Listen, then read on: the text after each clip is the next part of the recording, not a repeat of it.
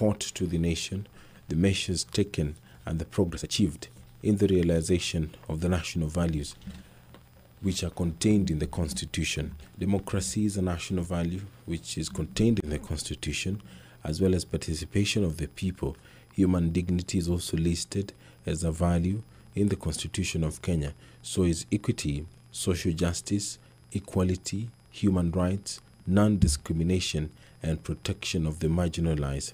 Good governance is also listed among the national values which the President is expected in his address to update the country on the progress and measures taken to realize that as well.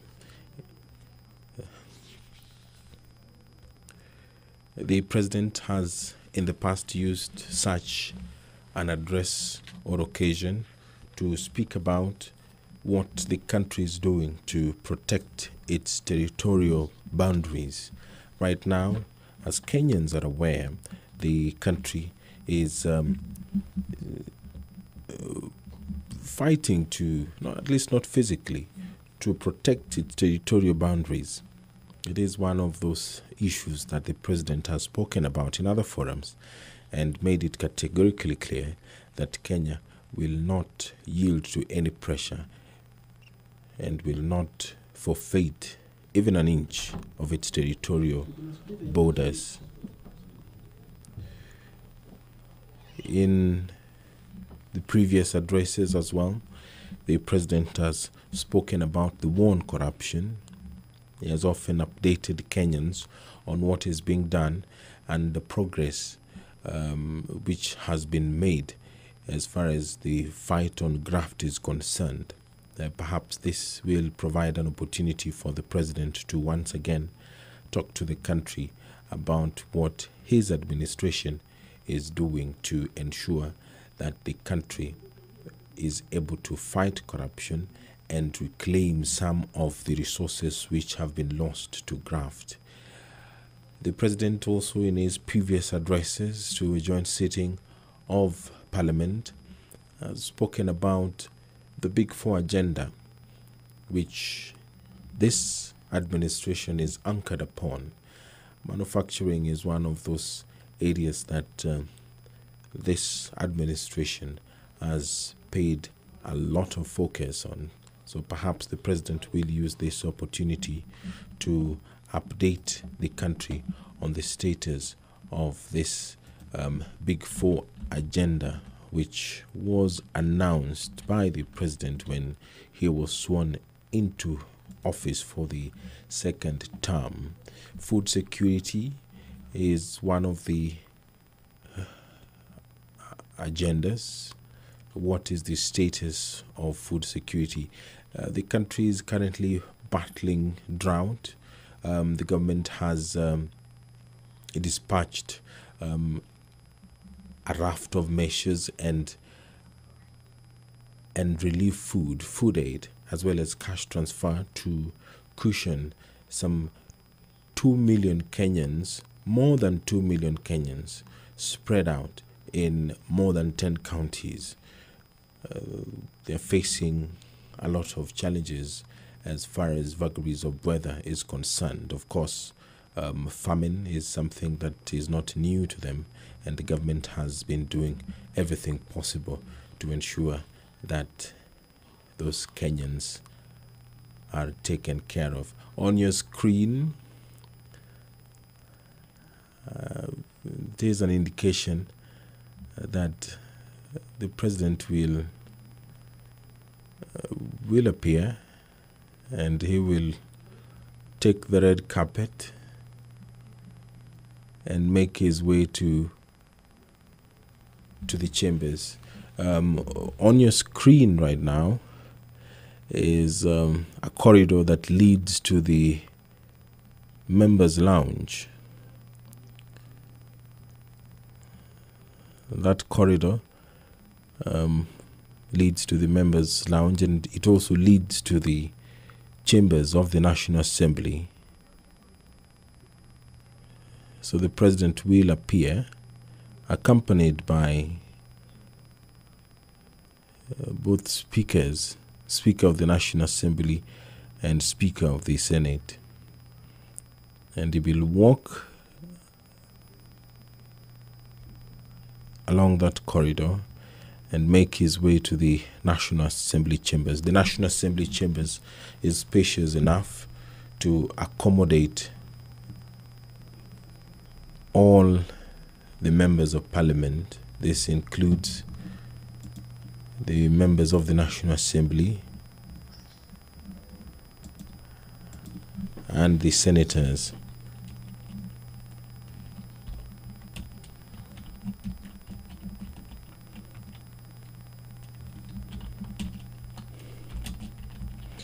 This sitting is being conducted in strict adherence to the COVID-19 protocols. Of course, not all the members will be able to sit in the chamber because the Parliamentary Service Commission has often ensured that the sitting arrangement is organized in such a manner that the House is not crowded.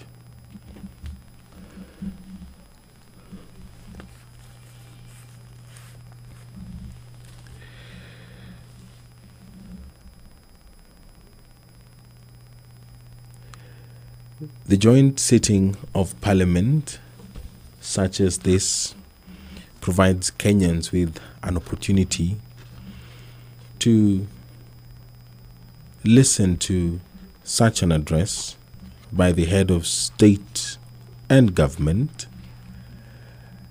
And this particular sitting, will provide Kenyans with an opportunity as well to listen to the steps which the government is taking to ensure that affordable housing, one of the pillars of President Uhuru Kenyatta's administration, the progress of that, how many Kenyans have been able to be accommodated in this particular program, how many have been able to gain access to affordable housing, universal health care, how many Kenyans are under the National Hospital Insurance Fund, how many Kenyans are able to provide the basic of care. And also, in terms of manufacturing, how many Kenyans have been able to set up manufacturing firms, and what is the status of the manufacturing sector in Kenya. And in terms of job creation, how many jobs have been created over the last 12 months, because the State of the Nation address takes place once every year. So the President will be able to update Kenyans on all this, the status of the Big Four agenda, the steps being taken to realize the national values which are contained in the Constitution of Kenya. They include patriotism, national unity, sharing, and devolution of power. Last week, there was the devolution conference which took place in Makueni County, and the focus was the war on climate change. Governors representing counties vowed to take matters into their own hands and play an integral role in the war on climate change. Over 2 million trees are being planted in Makueni County. There are counties which have adopted policies that are engineered to position them strongly in the war against climate change. Climate change is one of the issues that all government, not just Kenyan government, is dealing with. So how is the government of Kenya going to make it relevant to Kenyans, the issue of climate change? What is being done? The President did announce a couple of months ago, and he also announced it last week when he addressed the devolution conference, that the government will be utilizing some $62 billion. 13% of that will be own-sourced, and the remainder will be sourced from abroad to fight climate change. A colorful procession by the Sergeant at Arms, followed by the two maces of the National Assembly, and followed by the clerks of the National Assembly, and President Uhuru Kenyatta, accompanied by the two speakers of the National Assembly and the Senate, making their way into the chambers. It is the time that many Kenyans have been waiting for, and the time is nigh. I will now hand you over for this special broadcast of the State of the Nation address. President Uhuru Kenyatta will be giving the 8th address to a joint sitting of Parliament, the Senate and the National Assembly. Members will be upstanding as President walks into the chamber to address them and address the country on the state of the nation. My name is Edward Kabasa. Now I hand you over for this special.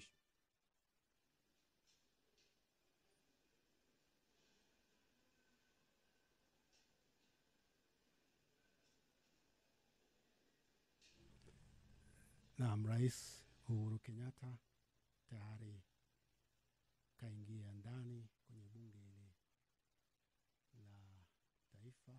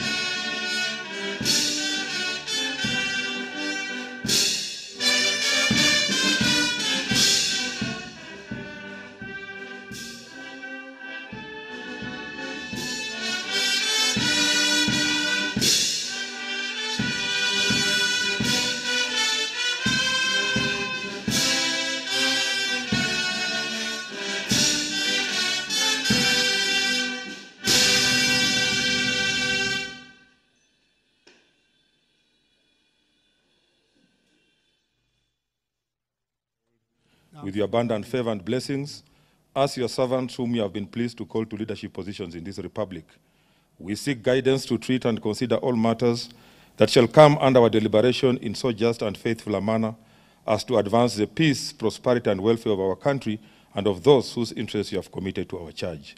Amen.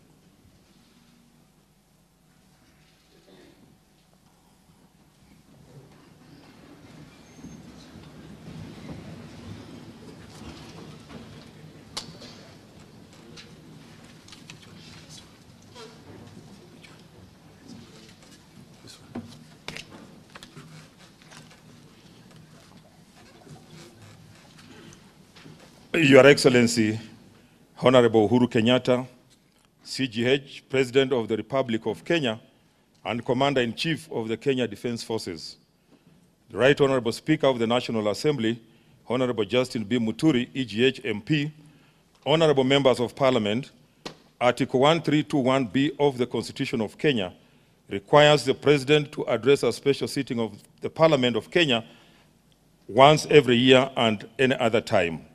Further, Article 1321C requires the President to inter alia report in an address to the nation all the measures taken and the progress achieved in the realization of the national values set out in Article 10 of the Constitution.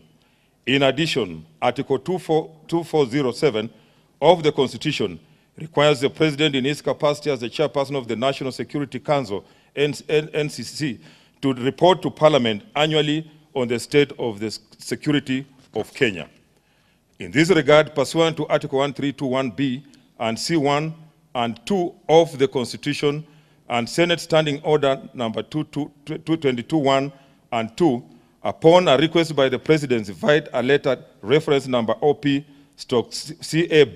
2612A, dated 19th November 2021, I gave notice of today's special sitting to the Honorable Senators via Gazette Notice number 12989, which was published on Friday, 26th November 2021. Accordingly, Honorable Members, this special sitting is properly convened. I thank you.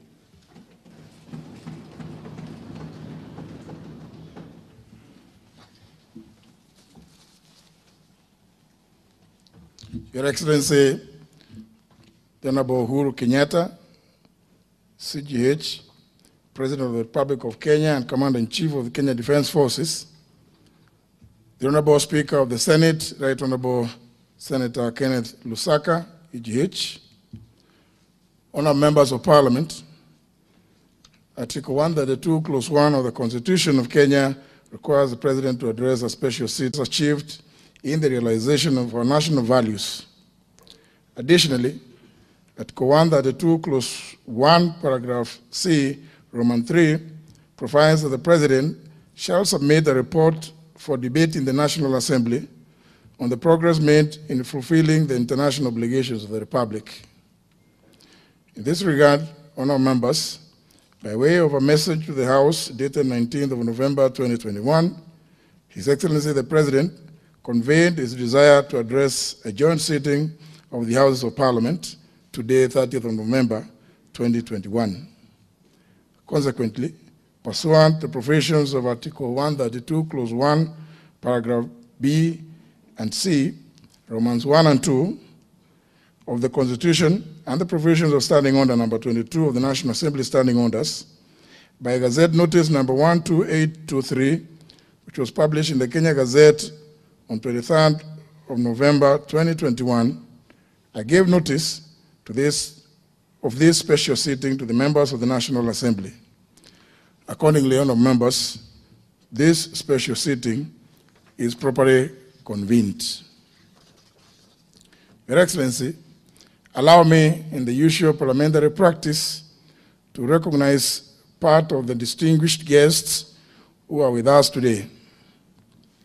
Seated in the Speaker's role, I wish to recognize His Excellency, the Deputy President of the Republic of Kenya, Dr. William Ruto, EGH, the Chief Justice of the Republic of Kenya, the Honorable Lady Justice Martha Koome, CBS, the former Prime Minister,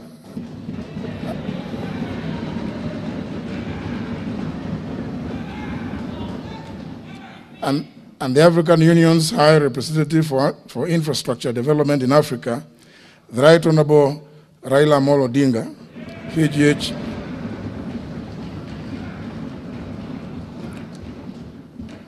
former Vice Presidents of the Republic of Kenya, the Honorable Dr. Stephen Kalonzo Musyoka, EGH, and the Honorable Musalia Mudavadi, EGH, and the Chairperson of the Council of Governors, who is also the Governor of Embu County, the Honorable Martin Wambora, EGH. Please join me, honorable members, in welcoming them to the National Assembly. Your Excellency, allow me also to welcome other members of the judiciary present today, including the Honorable Lady Justice Njoki Ndung'u, Judge of the Supreme Court, Justice Daniel Musinga, President of the Court of Appeal, Lady Justice Lydia Achonde of the High Court, and Justice Oscar Angote, and Lady Justice Maureen Onyango.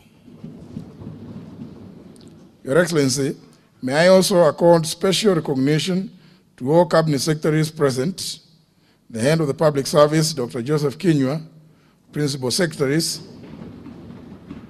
the governor of Nairobi City County, Honorable Anne Kananu, members of the diplomatic corps present, and the chairperson of the County Assembly's Forum, who's also the Speaker of the County Assembly of Nyandarua, the Honorable Wahome Degwa.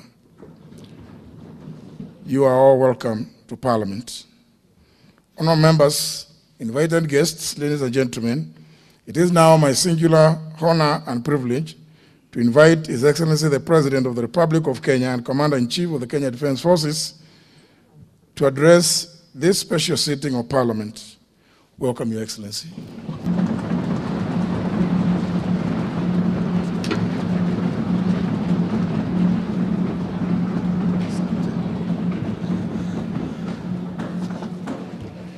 Thank you very much.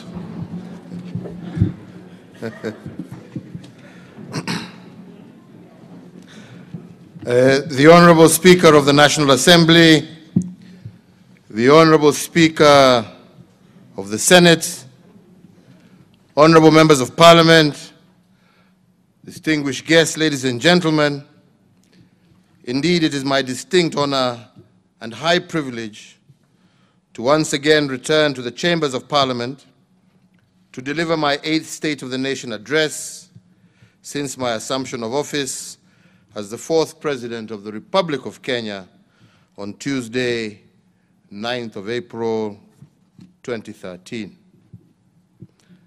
As always, it is a great pleasure to return to this august house where I have had the opportunity to serve on both sides of the parliamentary divide, indeed, with many of you who are present here today. I first served as a nominated member of Parliament, introduced into this chamber by the Honorable Raila Odinga and the Honorable Musalia Mudavadi, and later as a cabinet minister.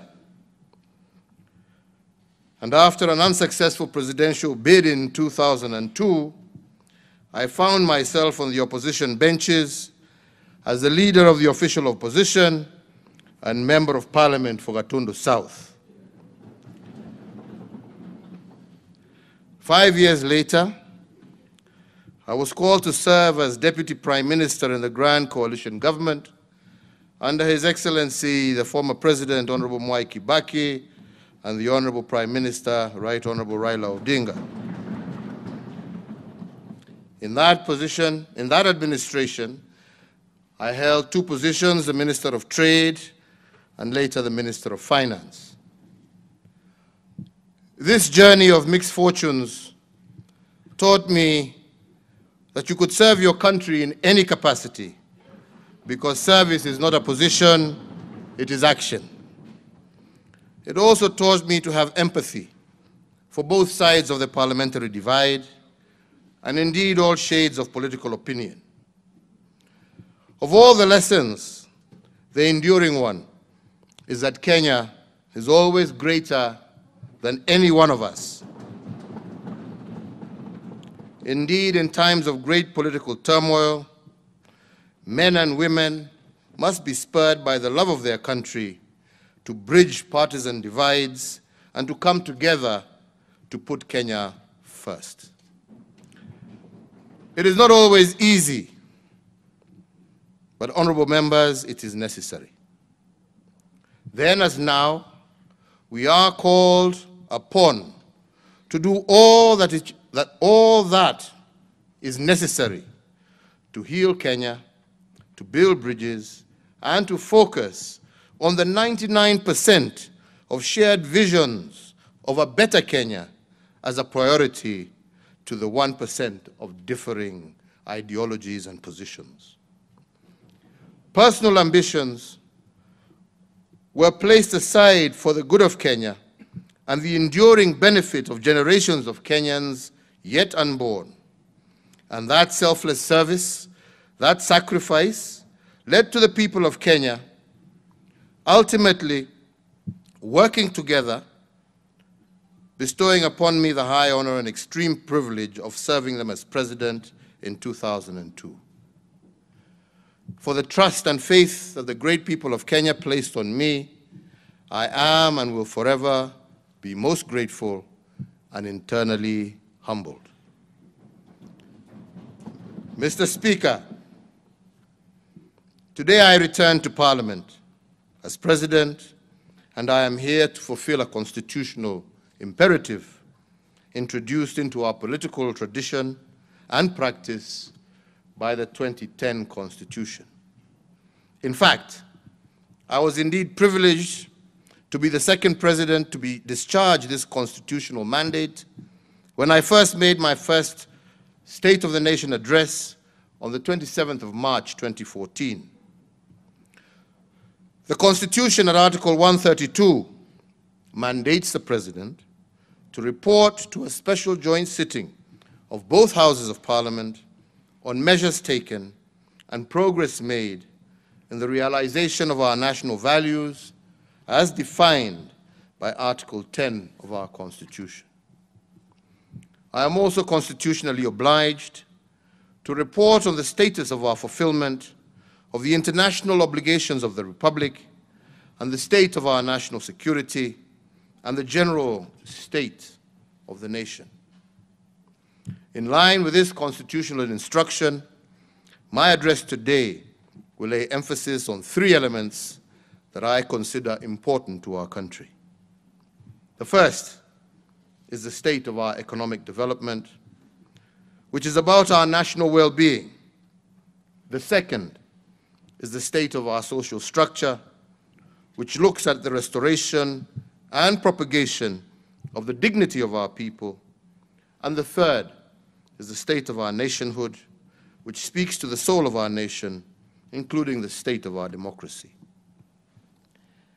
Before I report on these thematic areas, allow me, ladies and gentlemen, and honorable members, to give a brief account on the state of our national response to emerging disruptions. Specifically, I want to now put on record how the power of choice on the part of our administration, as supported by Parliament and indeed the county governments, turned the COVID-19 pandemic from a national crisis to what I believe is an intergenerational opportunity.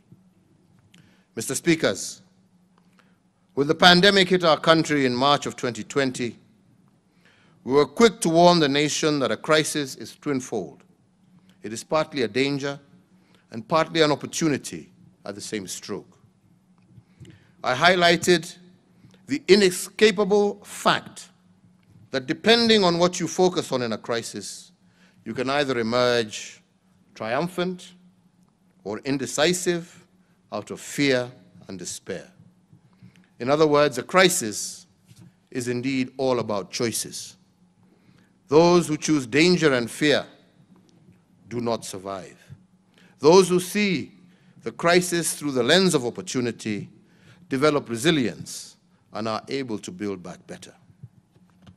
And I say this because, for instance, a Kenyan company known as Revital, operating in Kilifi County in the Coast region, became Africa's largest producer and exporter of vaccine syringes during the COVID period.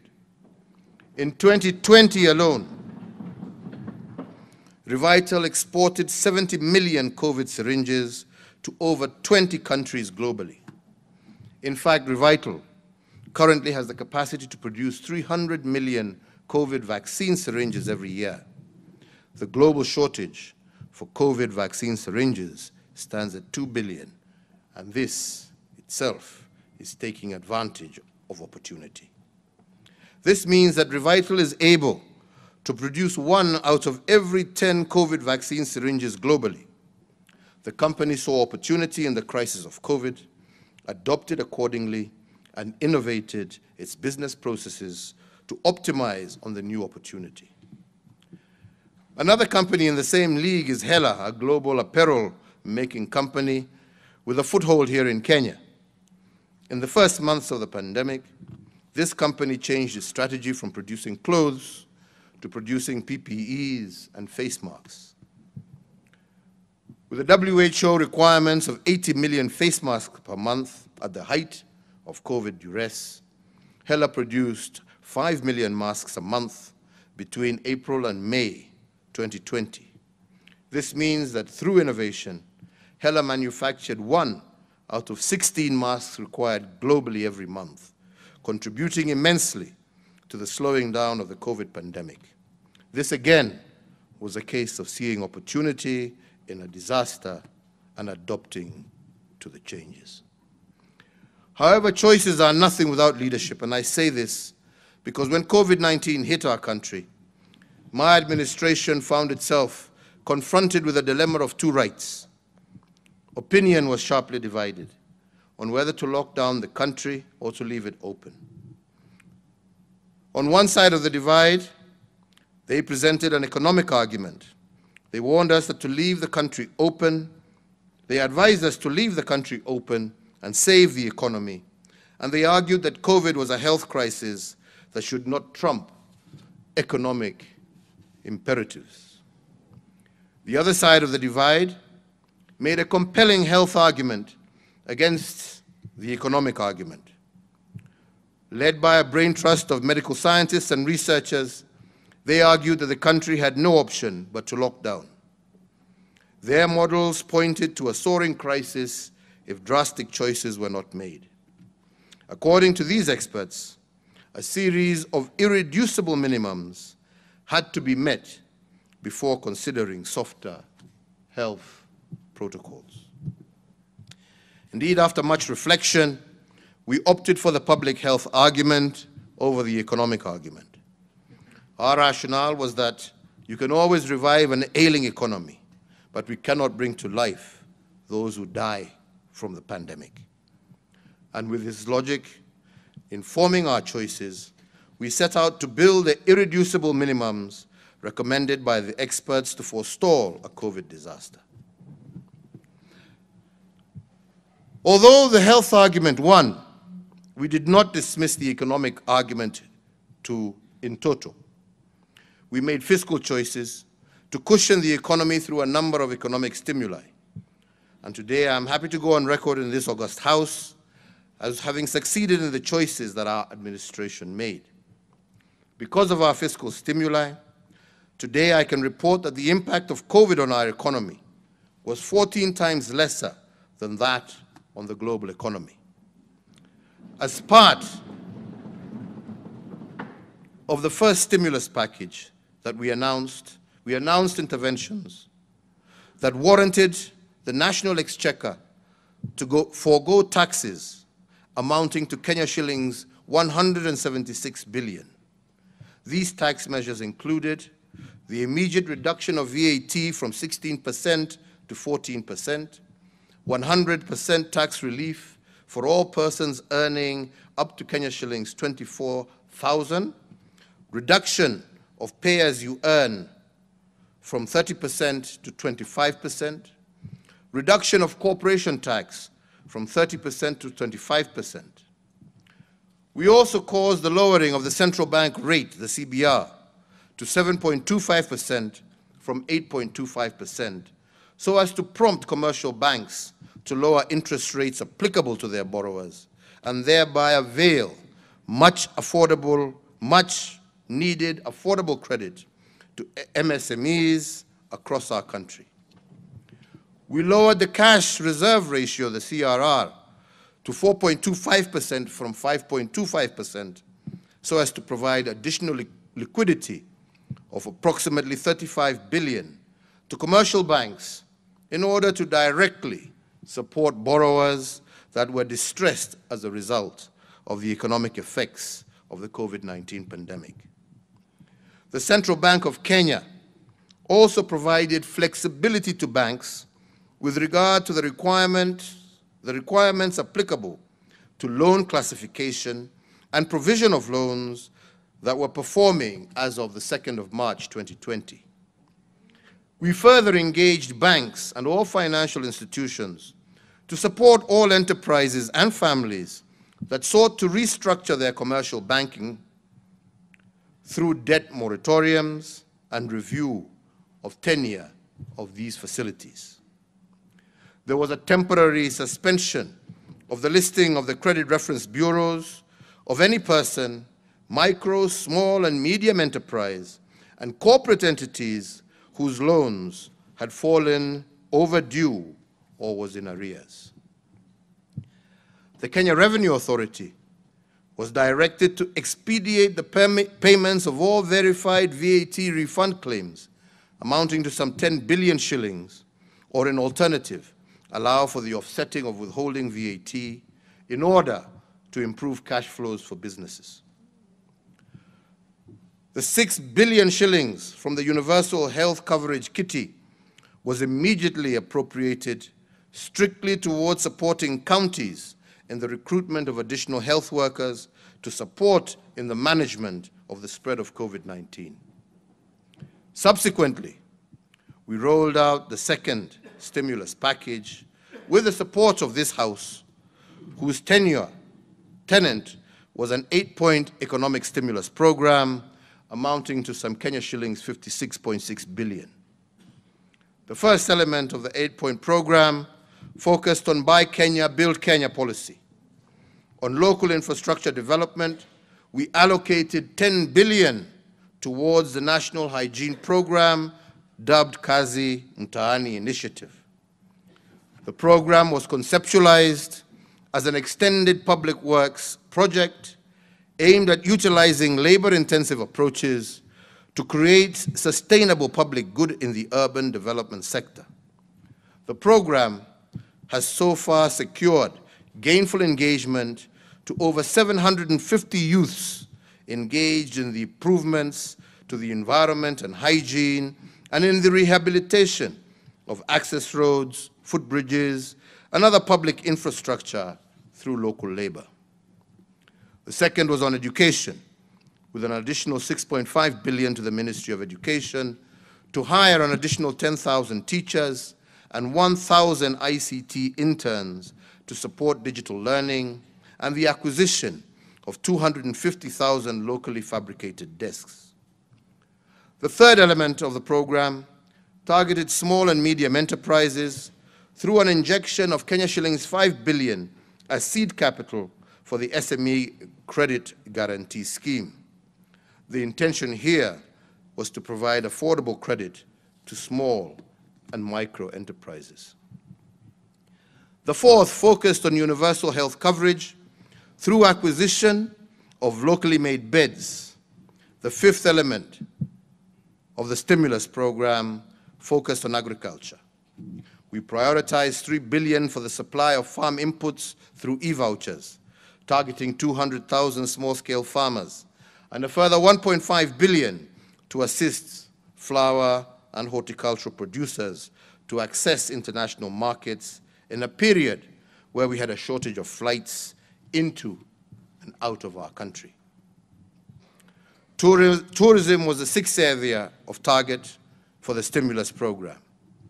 To jumpstart this important sector and to protect its players from heavy financial losses, we provided soft loans to hotels and related establishments through the Tourism Finance Corporation, and a total of 2 billion was applied towards renovation of facilities and the restructuring of business operations by actors in this industry.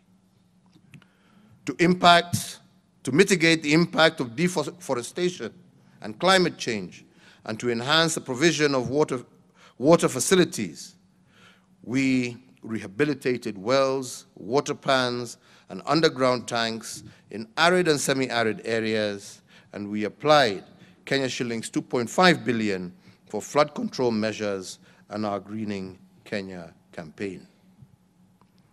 The eighth and final element was a stimulus program was manufacturing. As a strategy, we enforced the policy on Buy Kenya, Build Kenya, and we set aside an initial investment of 600 million shillings to purchase locally manufactured vehicles.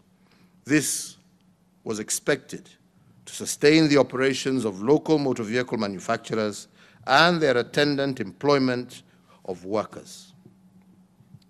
Mr. Speakers, the foregoing interventions helped to reinforce the resilience of our economy while cushioning millions of households against the effect of the economy. And in that regard, while most economies in the world shrunk, Kenya's economy grew at 0.3 during the 2020 period, despite the COVID challenge. Although this positive growth was minimal, the second quarter of 2021 registered the most impressive growth ever recorded in our nation's real GDP. During the second quarter of 2021, real GDP recorded a phenomenal 10.1% growth, and this is the highest growth ever recorded in one quarter in Kenya's history. It is also the first time Kenya has hit a double-digit growth number. The last time Kenya's economy got close to this kind of performance was in 2010, during the Grand Coalition government, when the economy hit an 8.4% growth rate. And it was this impressive trajectory that led me to announce the 13-point interventions unveiled on Mashujaa Day this year to cushion the economy with a further Kenya shillings 25 billion as our third stimulus package, pushing the aggregate of our stimuli over the COVID period to Kenya shillings 257 billion. The third stimulus package focused on the key productive and service sectors that covered agriculture, health, education, drought response, policy infrastructure, financial inclusion, energy, and environmental conservation. These 13 interventions were as follows. The first intervention was in the tea subsector, where I am pleased to confirm that we have supported the tea subsector with Kenya shillings 1 billion in support of fertilizer subsidy for our tea farmers, securing our nation's top agricultural export, and happy also to report that our tea farmers are today receiving the highest pay that they have received in many, many years. The second intervention was in the sugar subsector, and I note with satisfaction that smoke is once again billowing in our public sugar mills, following the allocation of Kenya shillings 1.5 billion in aid of the sugar sector that is being applied towards factory maintenance and the payment of farmers' arrears. The third intervention was in the coffee subsector, and I confirm that 1 billion shillings was released in support of the ongoing reforms in the subsector that is being applied towards completion of the ongoing targeted interventions in the coffee subsector. The fourth intervention was in the livestock subsector. The Kenya shillings 1.5 billion National Livestock Offtake Program is on course in support of communities adversely affected by the ongoing drought in ASAL counties. The fifth intervention was also in the livestock subsector, and I confirm that the interventions geared towards the reduction of the cost of animal feeds are well on course. The sixth intervention was in education. Noting the success of my administration's policy on 100% transition from primary to secondary school, I did direct that the National Treasury should allocate a further 8 billion shillings to the Ministry of Education for the CBC Infrastructure Expansion Program, targeting the construction of 10,000 classrooms. And I am most pleased to confirm to the nation that all the county's works and constructions of the classrooms should commence by early December 2021.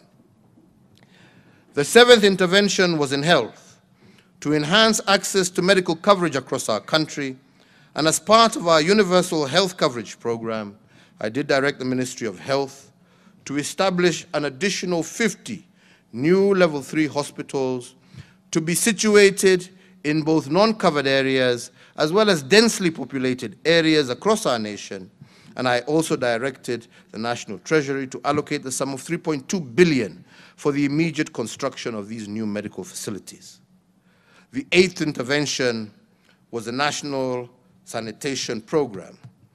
We started this program, as I said earlier, to harness the energy of our young people and to give them a buffer against COVID-related unemployment. Noting the success of Kazi Mtaani program and its effect in enhancing opportunities for the youth across our country, we did require the National Treasury to allocate a further 10 billion shillings for the third phase of the Kazi Mtaani program to cover youths and to be rolled out in all our counties across the country. The ninth intervention was on energy and petroleum.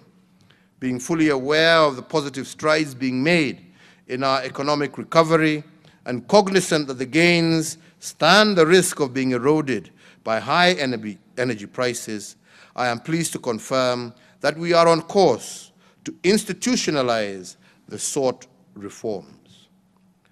The 10th intervention was on access to credit. Critically, I asked the National Treasury and the Central Bank of Kenya to consider suspending the blacklisting of creditors with loans below Kenya shillings 5 million at the Credit Reference Bureau, in a move that targeted retaining the bounce-back potential of the foundation of our economy. As the 11th intent, I also asked the National Treasury and the Central Bank of Kenya to consider revising the maximum amount an individual or enterprise can withdraw or deposit from a bank that previously stood at 1 million shillings, which was not supportive of our current business environment. I'm glad to report to Parliament that as of the 8th November 2021, the Central Bank of Kenya issued a notice suspending the listing of negative credit information for borrowers with loans below Kenya shillings 5 million, and that fell into arrears from October 1st, 2021 to September 30th, 2022. This will give the MSMEs 12 months to reorganize themselves and to adapt to the new economic normal. I am also happy to report that the Central Bank of Kenya is at an advanced stage of revising the 1 million threshold for cash deposits and withdrawals in the banks. This will facilitate easy transactions for MSMEs and help the economy respond to COVID shocks. The 12th intervention was the digital financial services subsector. In recognition of the importance of the digital financial services, especially in the small-scale traders and households at large, I did direct the National Treasury to engage all digital payment providers with the aim of deepening and expanding the use of payment channels.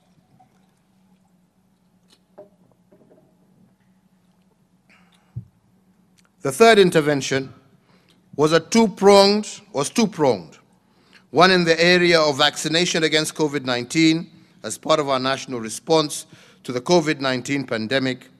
We rolled out a national vaccine deployment plan aiming at vaccinating 10 million adults by June of 2022 and approximately 16 million by June of 2023. With regard to the COVID-19 vaccine production, we have set out to implement the lessons of self-reliance, which was one of the key learning points of the pandemic. As the first step towards this goal, we established the Kenya BioVax Limited, a venture that would locally produce anti-COVID-19 vaccines. I therefore directed the Ministry of Health to operationalize the company to form and fill an eventual manufacture of our locally produced vaccines by Easter of next year. Honorable members, ladies and gentlemen, at this point I would like to take special note of the resilience of our revenue collection systems under the Kenya Revenue Authority. For the first time, KRA has exceeded its revenue collection target despite the COVID stress over the economy. The KRA projected a Kenya shillings 1.5 trillion collection in tax during 2020. They collected Kenya shillings 1.67 trillion, which was in excess of their projected intention. But on this note, I must report on the sterling performance of KRA, not only under the COVID duress, but in the last 8 years of our administration. In the last eight years, KRA has collected Kenya shillings 10.8 trillion cumulatively in revenues. This means that in just 8 years, KRA has collected the equivalent of Kenya's total GDP. It also means that on average, KRA collected 1.3 trillion shillings every year. Honorable speakers, honorable members, to accelerate the turnaround of our micro, small, and medium enterprises under the ease of doing business government agenda, my administration has implemented remarkable reforms over the years. These measures have not only improved the country's business climate, they have also mitigated the challenge and bottlenecks impacting business. The key reform that we have implemented include the full automation of business registration services, re-engineering of the application for power, water, and sewer connection, and the automation of the land registration process. In addition, we have adopted e-payment, e-filing, and e-service at the commercial divisions of the High Court and fully operationalized the Small Claims Court, which has seen disputes involving SMEs, mostly our young people, being resolved within a record 60 days and thus freeing capital locked up in legal disputes.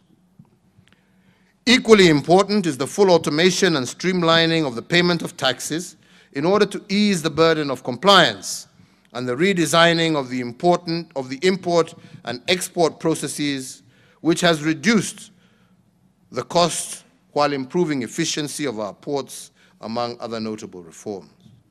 Mr. Speakers, as an affirmation that our reforms on ease of doing business are bearing dividend, just last week we scored a global first with the President of the European Investment Bank, who was in the country to witness the official opening of the European Investment Bank's first regional hub outside the European Union. The Nairobi Regional Hub will cover 11 countries in Eastern and Central Africa and will act as a pilot for the setting up of other EIB regional hubs into the future. This speaks to our administration's agenda to position Nairobi as an international financial center. But an even better example of COVID resilience is the strengthened relationship between the national and county governments. Although the National and County Government Summit has operated smoothly since it became effective, I must admit that the COVID pandemic revitalized its energy.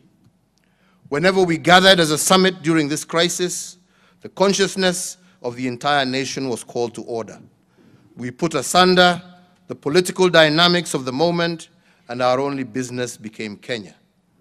We demonstrated in word and in deed that devolution is a powerful driver of social economic development, and it creates synergies and acceleration points that in turn generates tangible benefits for all Kenyans.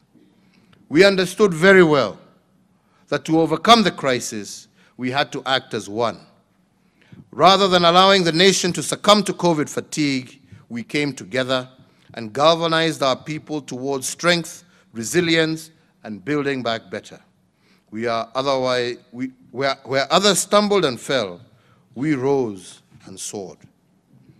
During the COVID stress period, the national and county governments demonstrated their true leadership. Nothing demonstrates this better than the strengthening of our healthcare systems under the dark cover of the COVID-19 pressure. When the COVID pandemic hit our country, we had in ICU bed capacity only 180 beds countrywide. This translated to an average of 2 ICU beds in each county. But in the face of COVID, this reality was a disaster.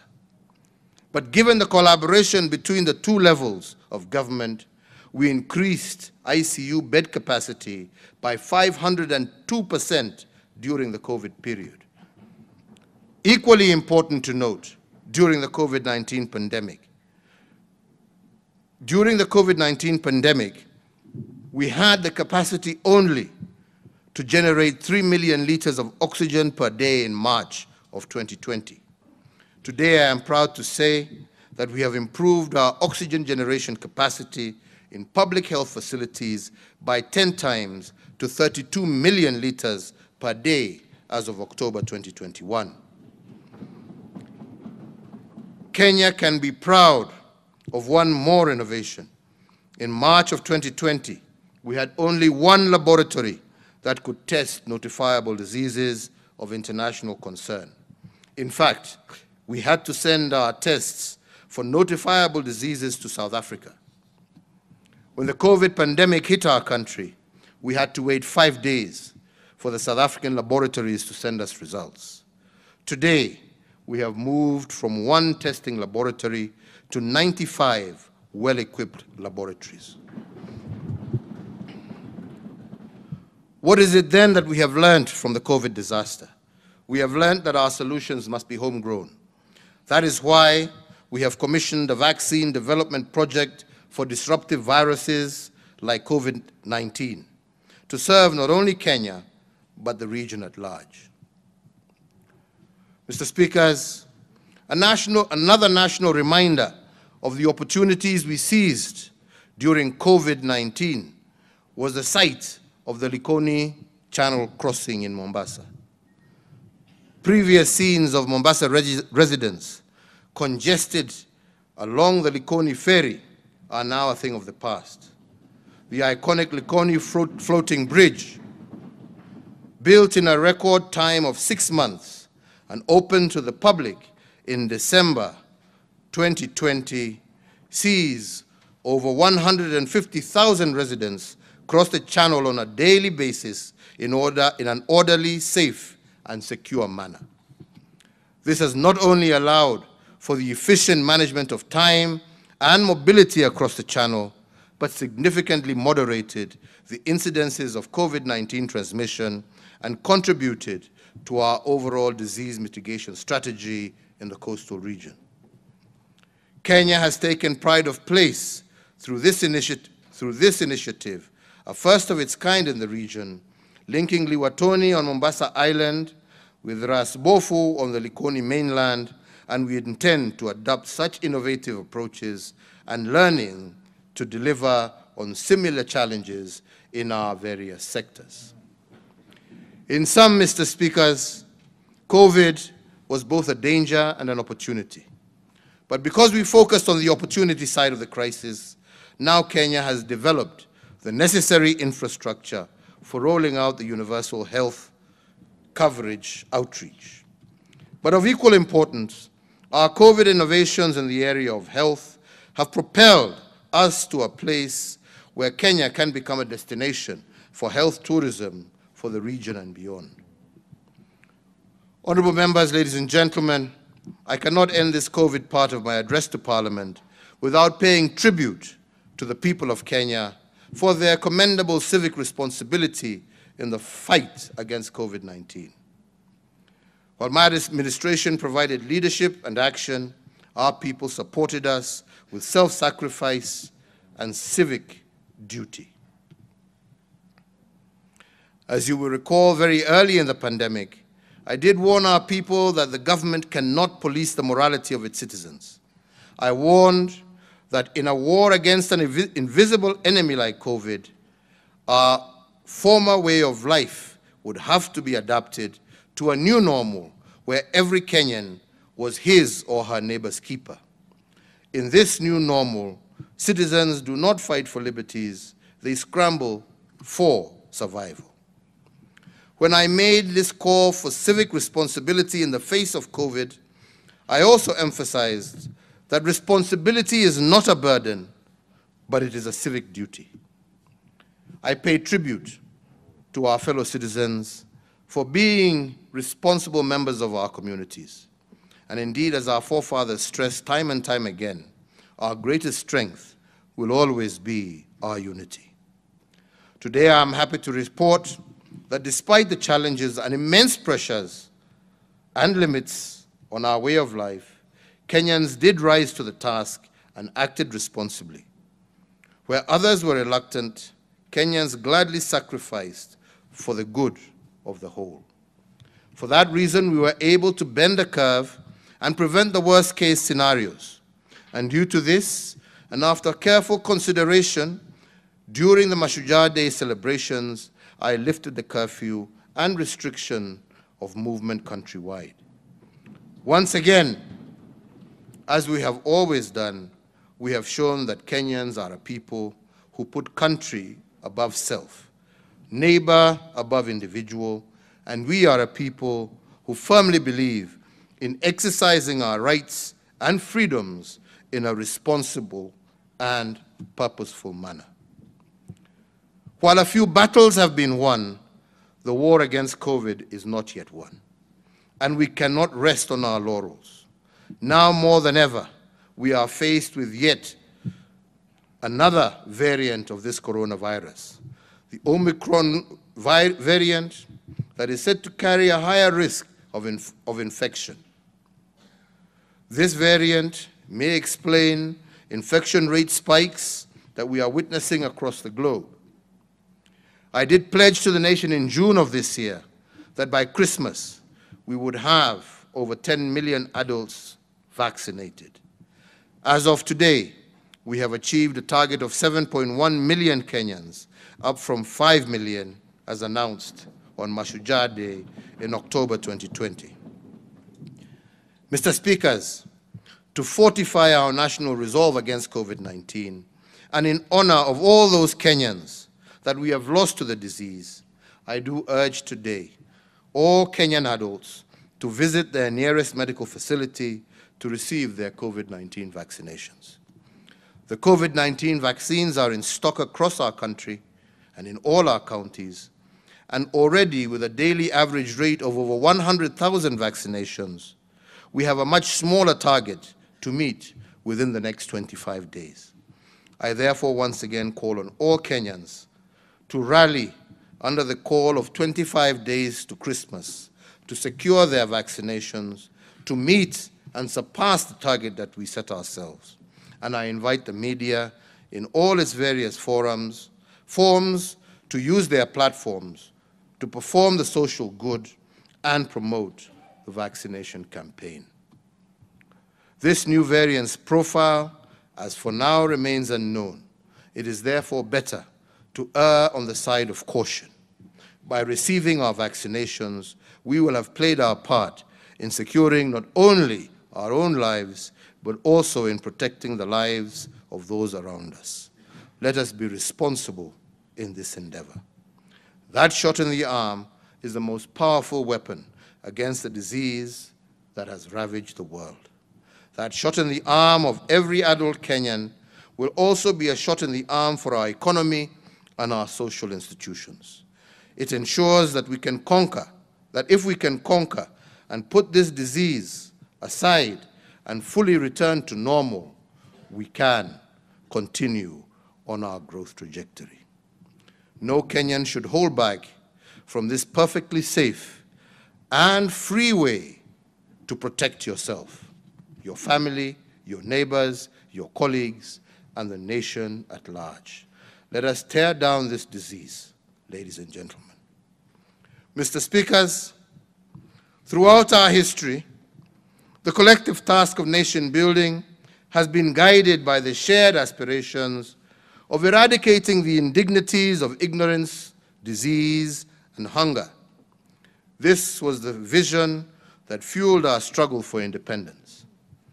Post-independence, every Kenyan generation and every administration since has sought to do all within its means to finally slay the three-headed monster that has plagued us for over many centuries.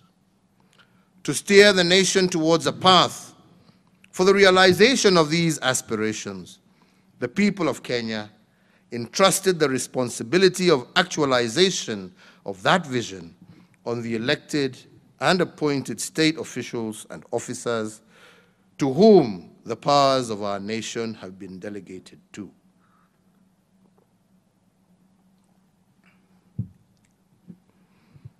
These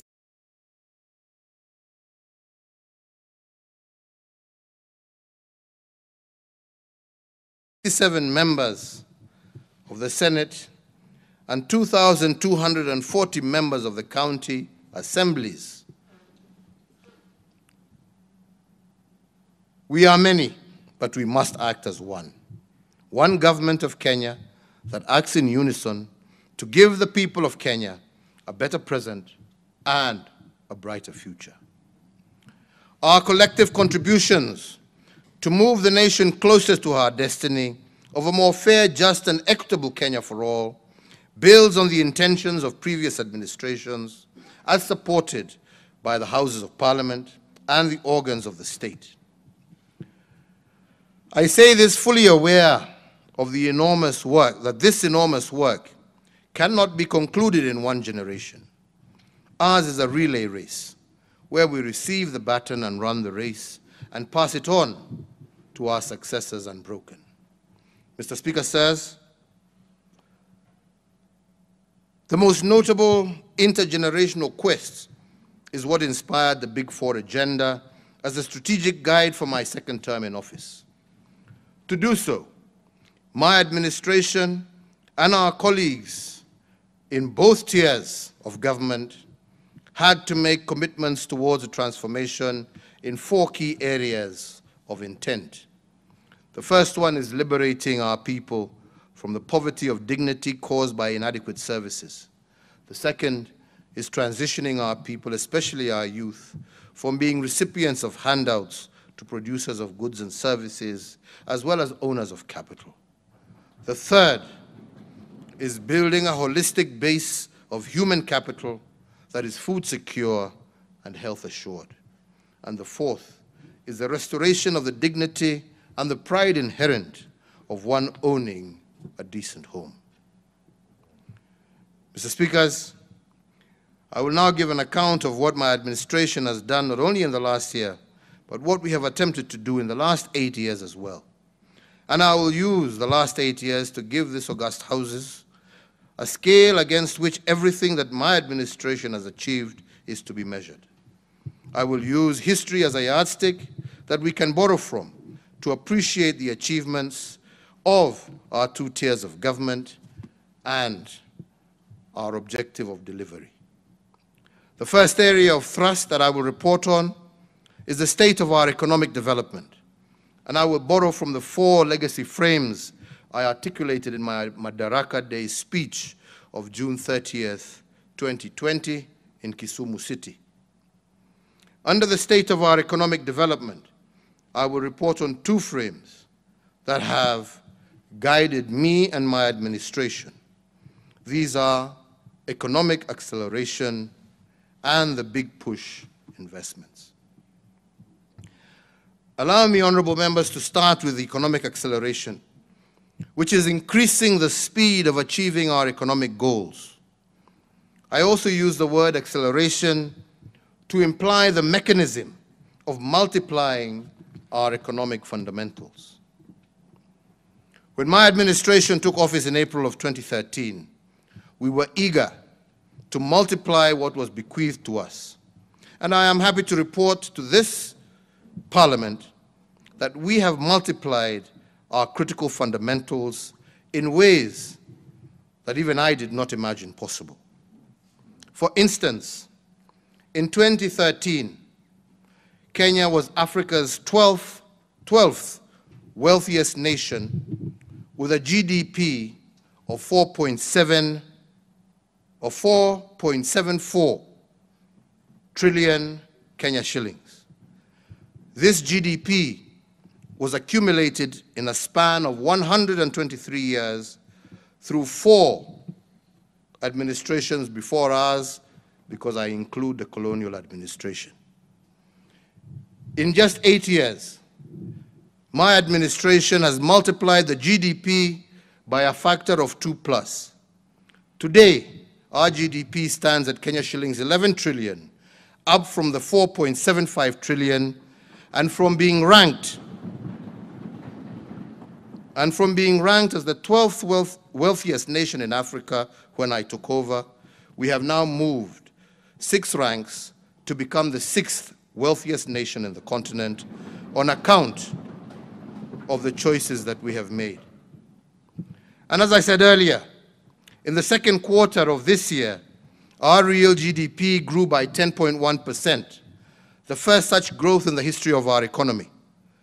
The notable contributions to this growth include the ICT sector, which grew by a significant 25.1% in the second quarter of 2021.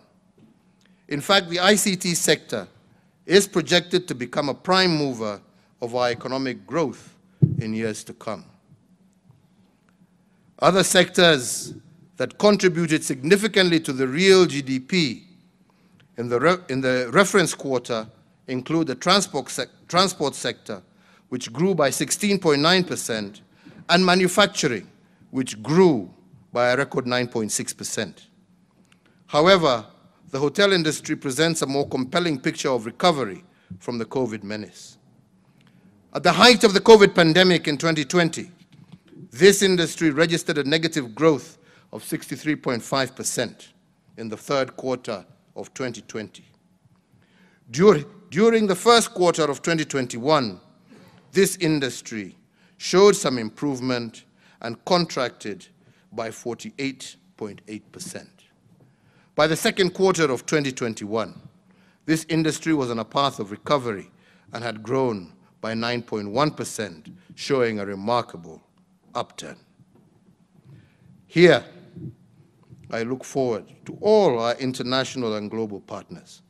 COVID will not be defeated by locking us all down and by shutting off parts of the world that you think are problematic. No one will be safe from COVID until we are all safe. Please, jameni, tumefanya kazi, musitufungie tena jameni.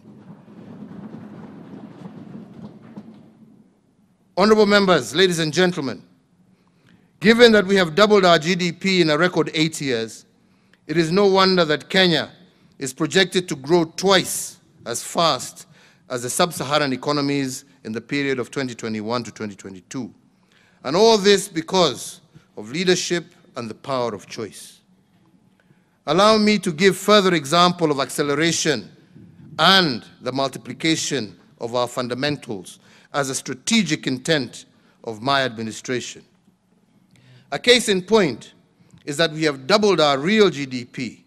We have also doubled our road network across the entire republic. Besides the roads infrastructure, my administration has made the largest infrastructure project in a century with the construction of the standard gauge railway. In respect of roads infrastructure, when my administration came to the helm, there were 11,200 kilometers of tarmac road constructed by 4 previous administrations in 123 years. Like I said, I include the colonizers as well. In 8 years, my administration has multiplied what the previous administrations have done by a factor of 2. We have built 10,500 kilometers of road across the republic, and doing so 15 times faster than previous administrations, and I will expound on this in a little while. Our railway, on the eve of the Madaraka Day of the year 2017, we marked a transformative moment for Kenya and for Africa when the Madaraka Express made its inaugural journey from Mombasa to Nairobi. The largest infrastructure project in Africa had become a reality, and a brand new modern railway had become a feature of our homeland and nation. Since then, the way we travel to Mombasa has been redefined, with Madaraka Express having served over 6,495,000 passengers, while our cargo gets to the stores of our enterprises efficiently and on time, with a record of 17.6 million tons of cargo transported from the 1st of January 2018 to yesterday, the 29th of November 2021. Turning to power generation, our acceleration model was applied to the production and distribution of electricity countrywide. When I took the oath of office in 2013, Kenya's total grid was 1,300 megawatts. But 8 years later, Kenya's total grid has doubled and now stands at 2,600 megawatts, and this translates to approximately 325 megawatts installed every year under my administration. It means that for every year, we have installed 325 megawatts since 2013. Previous administrations installed a combined average of only 12 megawatts per year. Put differently, in 8 years, we have generated 40 times more power per year compared to the past. It is worth noting, honorable members, that 73% of this power is green. In fact, Kenya is leading the African continent in the generation of green energy.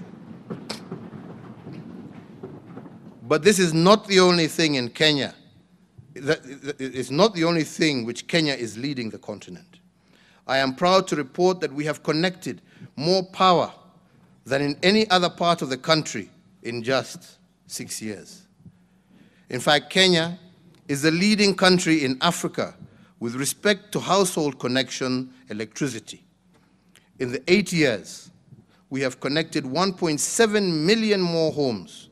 No, sorry, we have connected 1.7 million more households than Egypt. Similarly, we have connected as many households as South Africa and Nigeria combined during the 8 years of my administration. In real terms, only 2.3 million households had been connected to power when I took over in 2013.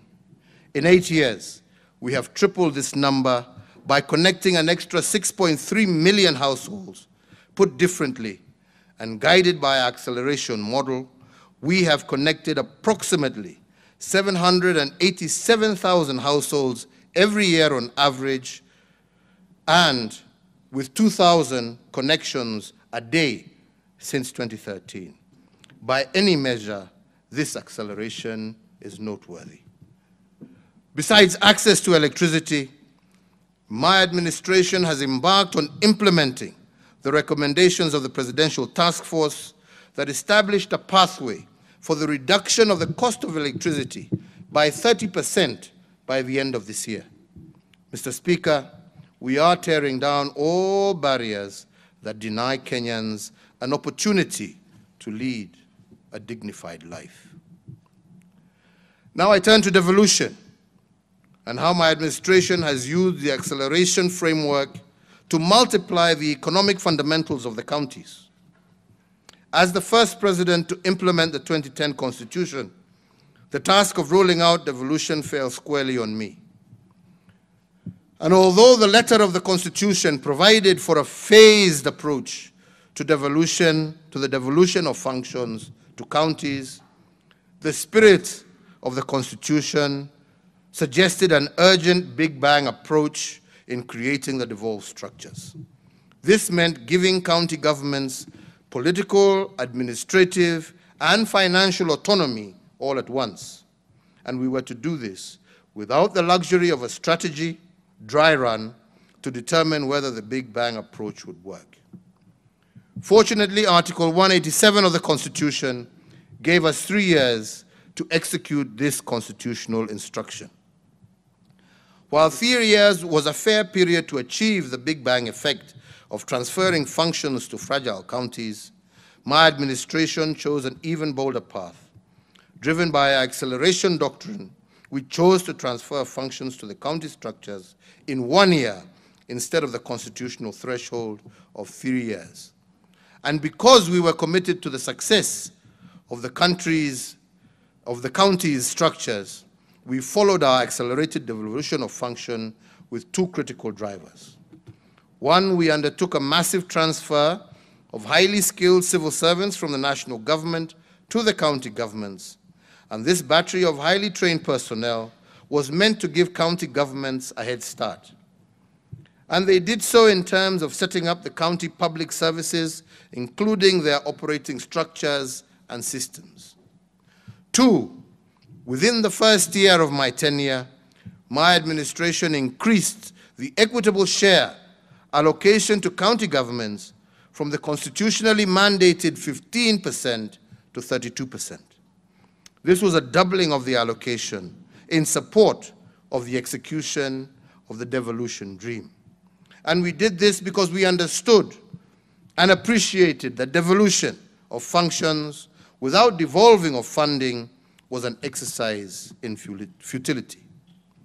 Today, the national government has disbursed approximately 2.4 trillion to county governments over the last 8 years.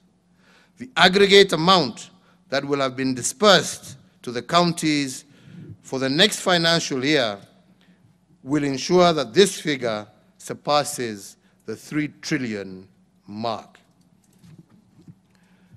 In other words, this percolation of resources changed the economic fundamentals at the county level. It has fast-tracked the embeddedness of devolved functions in 8 years, and evidence abounds on this, but allow me to give a few examples. Accelerated devolution has, for instance, delivered shoes with a magical label made in Kitui County, Kenya, and given Makueni County its first mango processing plant. Makueni County received 110 million from the Devolution Advice and Support Program. This money supported the processing plant and benefited 12,000 mango farmers by creating value addition. That plant is now buying one mango at 15 shillings from farmers who previously sold their produce in the open marketplace at 5 shillings at the very best, other than let their mangoes rot away. Their incomes have grown tenfold and provided ground for their farming undertakings to take off. Makueni is also on record as being one of the counties with the capacity to manufacture its own oxygen, especially in the context of COVID-19. And their universal health care insurance scheme, known as Makueni Care, is also a good example. Another example of county innovation is in Kajiado. In the wake of COVID-19 pandemic, the county looked for a way of distributing food to members of its populace through an integrated system dubbed M-Riziki, which virtually linked financiers and beneficiaries. 30,000 households of their population in Kajiado were able to receive food using the system in 2020. M-Riziki saved the county the logistical nightmare of transportation, and the digital platform also ensured that shopkeepers who partnered with the county to provide goods remained in business during the COVID duress. This innovative approach in distributing relief food closed off avenues of corruption and created highly efficient ways of delivering services to the population. Honorable members, there are many more testimonials on how accelerating the formation of county structures and supporting them with skilled personnel, resources, and legislation has embedded devolution in the last 8 years. Once sleepy towns across the country have now roared back into life, driving not just grand infrastructure projects, but also tangible increases in household incomes of ordinary Kenyans.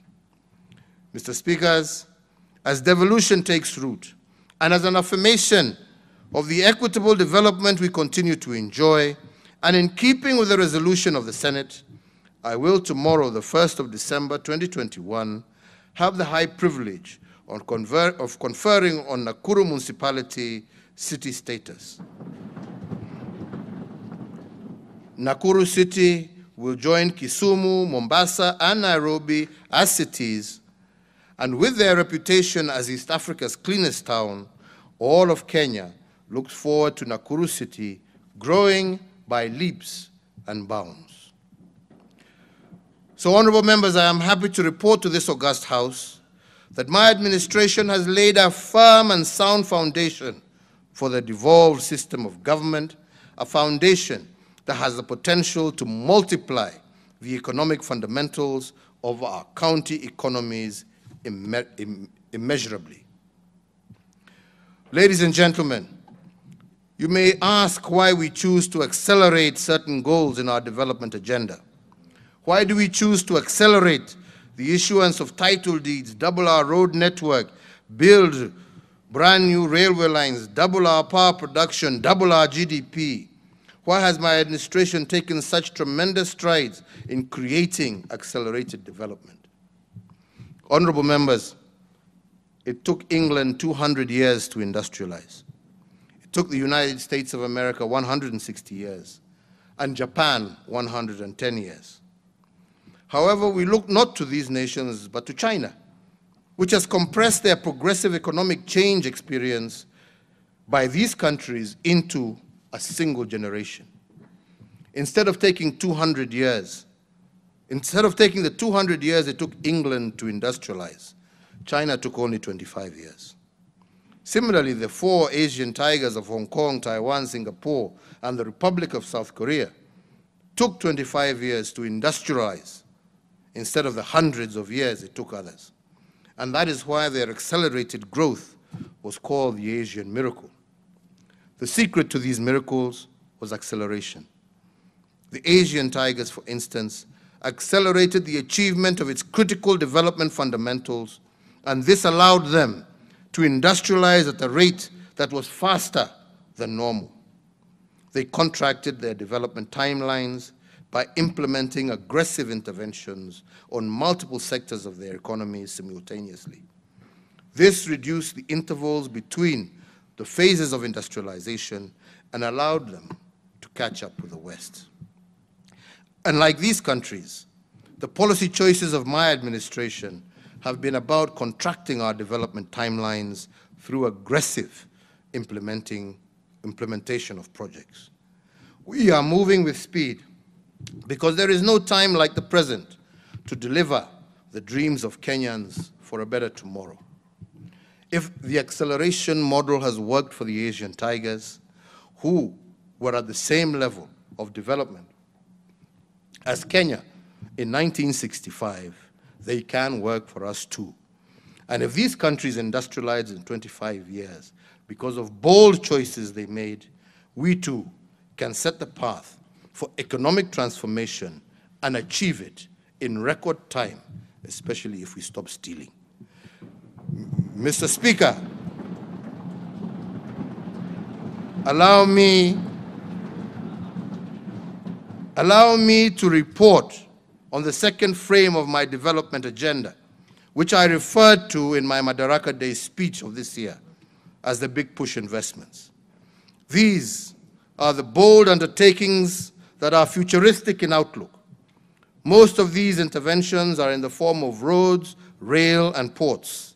Some of them are revival of dead capital installed by previous administrations, which are nonetheless critical to our development path today. Regarding roads, the handiwork of my administration is evident across the entire country. There are some counties that have received their first tarmac roads since God made Kenya. And this was done during my administration. And as I said earlier, in 8 years, we have built approximately the same number of kilometers of road that were built by the colonizers and the 3 previous independent administrations. And although our achievements in this area cannot be gainsaid, I want to reiterate that my administration was not building roads for their own sake. Ours was a quest to lay down tarmac not for statistical purposes only. We realized that roads are literally the path to development, and that every inch of tarmac we lay We are accelerating businesses, creating the foundation for greater individual and national prosperity.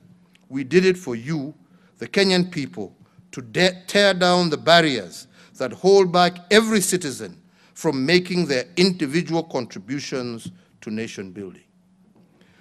Take as an example the 27-kilometer Nairobi Expressway. Once completed next year, it will take 24 minutes to drive from Mlolongo in Machakos County to Rironi in Kiambu County. Currently, this journey takes 3 hours, which is the equivalent of flying from Addis Ababa, flying to Addis Ababa and back to Kenya. Let me add that plans for the dual carriageway from Rironi, where the Nairobi Expressway will terminate, to Mau Summit are also at an advanced stage. And once completed, it will take 45 minutes to drive from Nairobi to Naivasha. Across the Republic, in every region, we are converting dusty Murram roads to world-class roads. Our dream is to create an efficient road network that links towns, cities, ports, stations, and markets to consumers. Over the last 8 years, and for the first time since independence, Kenya is now linked to 4 of its 5 neighbors by tarmac roads. This is how we are facilitating the economic integration of our region, tearing down every barrier to the realization of our shared aspirations as a people. For instance, by linking our road networks to the Northern Corridor, we are plugging into the multimodal trade route that links the landlocked countries of the Great Lakes region with the Kenya maritime seaport of Mombasa. Similarly, the East African Coastal Corridor Development Project will link us along the coastline from Malindi through to Lunga Lunga up to Bagamoyo in Tanzania and on to Dar es Salaam. The corridor will promote tourism and trade along the Indian Ocean coast. Of equal note is the Siarare Corridor, which will form an integral link to the Northern Corridor and is a major transit route for traffic to and from Tanzania, Uganda, Rwanda, Burundi, and South Sudan. It links the border town of Sirare and the border of Kenya and Tanzania to the South Sudan at Nakadok.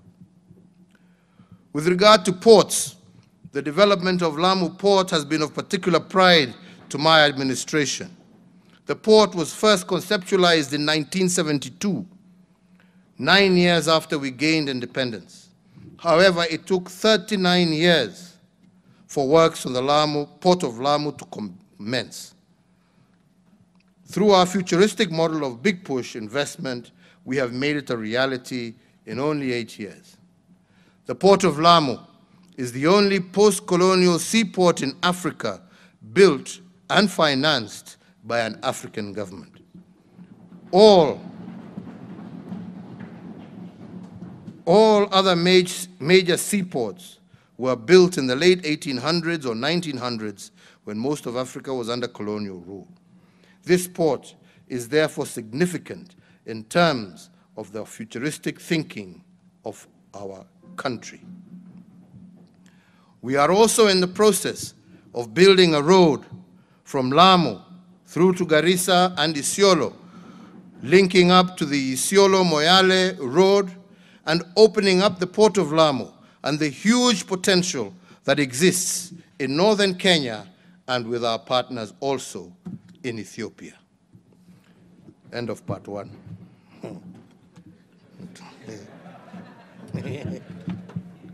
Interval.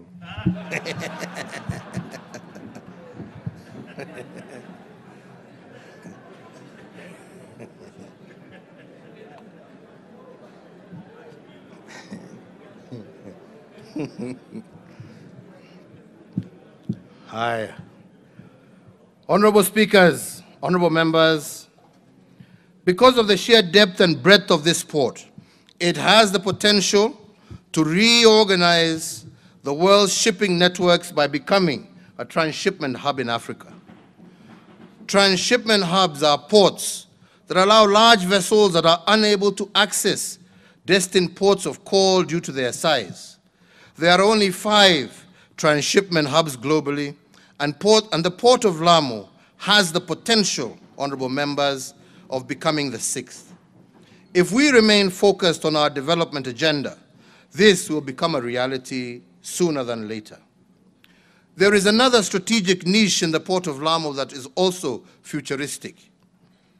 This port is placed right in the middle of the manufacturing hub of the Asia continent in the east and the heart of consumption in the west.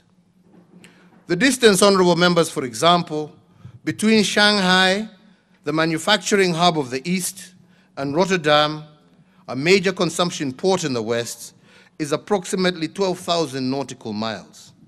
But the distance between Rotterdam and Lamu is only 6,000 nautical miles. If we were to make the coastal region an outsourced manufacturing hub for Western products, the Port of Lamu has the potential to cut the price of these products by half. And this would be based purely on shipping costs, because the Port of Lamu is half the distance to the west compared to the Port of Shanghai. If we are to see the Port of Lamu through these futuristic lenses, we will exploit our geographical advantages to make an imprint on global trade. Another big push investment that we have made in support of regional trade through our ports is the expansion of the Kipevu oil refinery and oil terminal. For 128 years, Kenya has served the 5 countries of the region using only 1 oil berth at the Kipevu oil terminal. This single oil berth could only handle 1 vessel at a time, and for the most part, it took 1 vessel days to offload its fuels. This meant that other vessels in the queue to offload had to wait, incurring huge demurrage charges and penalties by oil marketers. The resultant cost of these inefficiencies are borne by the Kenyan consumer, which overall makes our economy uncompetitive. This year alone, we lost an average of 1 billion shillings in the first 4 months in demurrage at the old Kipevu oil terminal. To tear down the barriers that make our country uncompetitive, we have now put in place a new oil terminal that I shall be opening soon that will accommodate up to 4 vessels at a time, and instead of taking a whole day of loading fuel, each of the 4 vessels will take 5 hours to offload their fuel cargo. This means that every terminal will have the capacity to handle over 20 vessels a day. Put differently, if the old terminal handled 300 fuel vessels per year on average, the new terminal has the capacity to handle 7,300 vessels annually. Coupled with the improved transportation system connecting Kenya with its neighbors, the expanded capacity will boost our regional trade as well as remove the cost of demurrage and penalties that the Kenyan consumer has to pay. Mr. Speaker, one of my administration's key priorities has also been to revive state undertakings that have been designated as dead capital. I have done this as part of our big push investment because the utility of these state undertakings could not be allowed to go to waste. To increase the speed of reviving this dead capital, I elected to use the Kenya Defence Forces because of their unity of command, military efficiency, and reasonable pricing. As an example, after KDF took over the Kenya Meat Commission, they turned it around in just a few months. Whereas previously, it took farmers 4 years to be paid, they are now paid in 72 hours. KMC has resuscitated the outlets that KMC have, collecting today approximately 1 million shillings every day. Previously, this outlet collected 8,000 shillings daily. Mujiulize hiyo pesa ingine ilikuwa inaenda wapi? This 1 million translates to 30 million every month and Kenya shillings 3.6 billion annually in just one outlet. Before September 20th, such revenue would have been impossible because slaughtering was limited to a few or no animals in a month.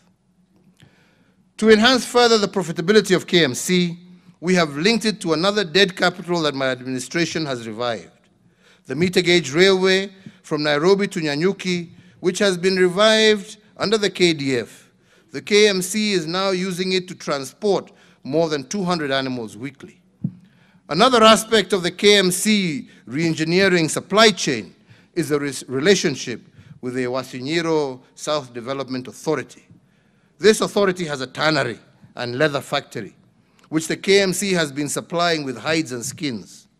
Although the factory is still not yet complete, it has so far produced about 840,000 square feet of finished leather, partly from KMC supplies. And once complete, it is expected to produce over 1.2 million square feet of finished leather per year.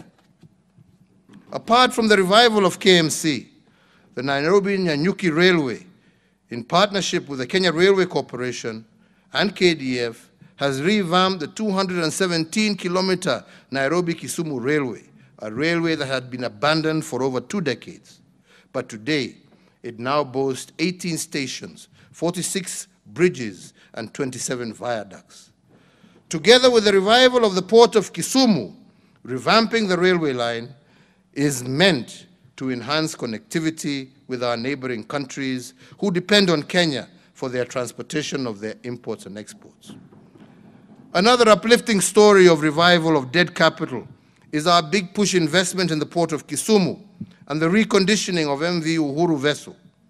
To transport fuel prior by road from Kisumu or Eldoret to Uganda took 72 hours because of the long queues at the Malaba border. But to transport fuel from the port of Kisumu to Port Bell in Uganda by ship takes only 12 hours. This means that by the time a tanker makes one trip to Uganda by road, MV Uhuru will have made 6. There is the question of volume. One tanker carries 20,000 liters of fuel, but one wagon abroad, MV Uhuru, carries 60,000, which is 3 times the size of a tanker.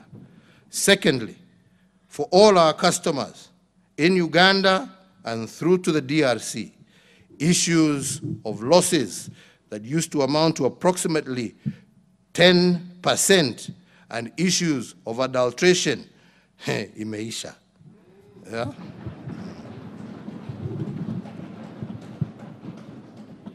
To date, we have transported over 80 million liters of fuel across Lake Victoria to Uganda. Mr. Speaker, my administration has set in motion the process of reviving the blue economy. A blue economy strategy is set to reclaim all fish landing sites is in place, and we have set up a Coast Guard to secure our maritime assets, and we have come up with a legal framework that will ensure that all fish caught in Kenyan waters are landed in Kenya. It is worth for Parliament to note that in the 1990s, Kenya used to process 5% of the global loin tuna catch. This was produced by a company known as Wananchi Marine Products Limited, based in Liwatoni in Mombasa. When this company, for reasons, collapsed, Kenya's tuna was extracted by other countries and resold in foreign markets. Inability to export our tuna resources has seen Kenya lose a potential revenue of Kenya shillings 3 trillion since 1982, when the exclusive economic zone was set up by the United Nations. And to revive this dead capital, my administration formed the Kenya Fishing Industries Corporation in 2019 to regulate the exploration of Kenya's maritime and fish products.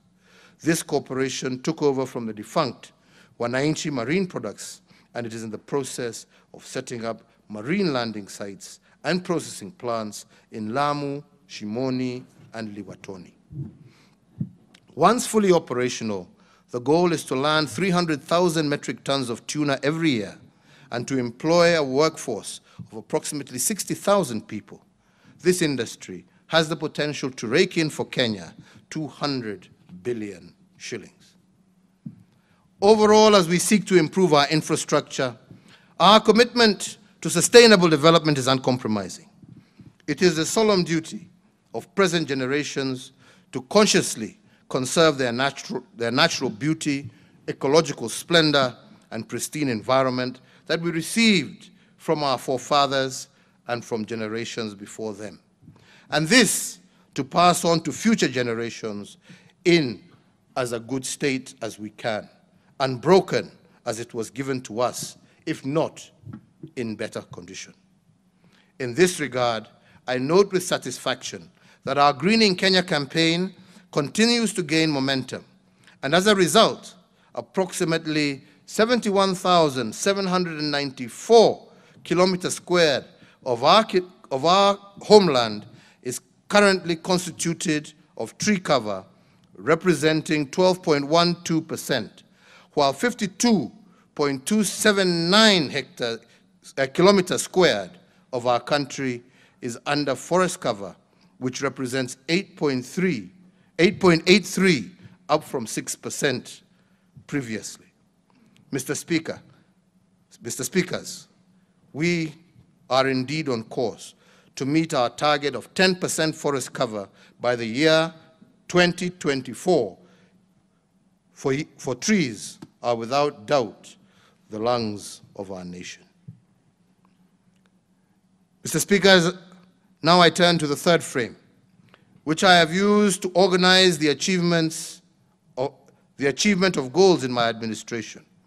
I call it the restoration of dignity, and it is a campaign against the three enemies identified by our forefathers, that of ignorance, poverty, and disease.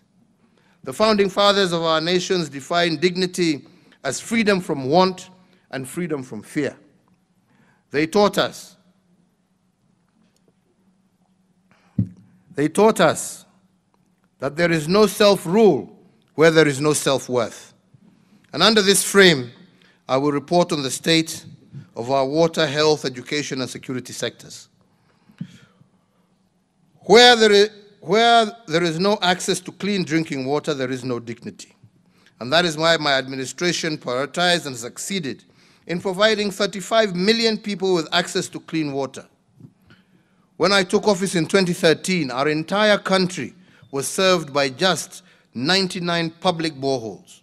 In the past financial year alone, we have managed to sink 262 public boreholes, and today, more than 2,511 public boreholes have been sunk since 2013, a 25-fold increase in the previous number of boreholes.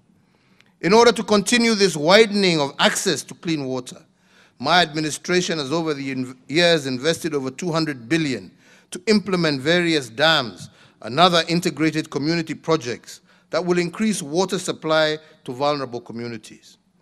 In the Nairobi metropolitan area alone, the project is set to supply 41.3 million liters of water per day to an additional 2.1 million residents.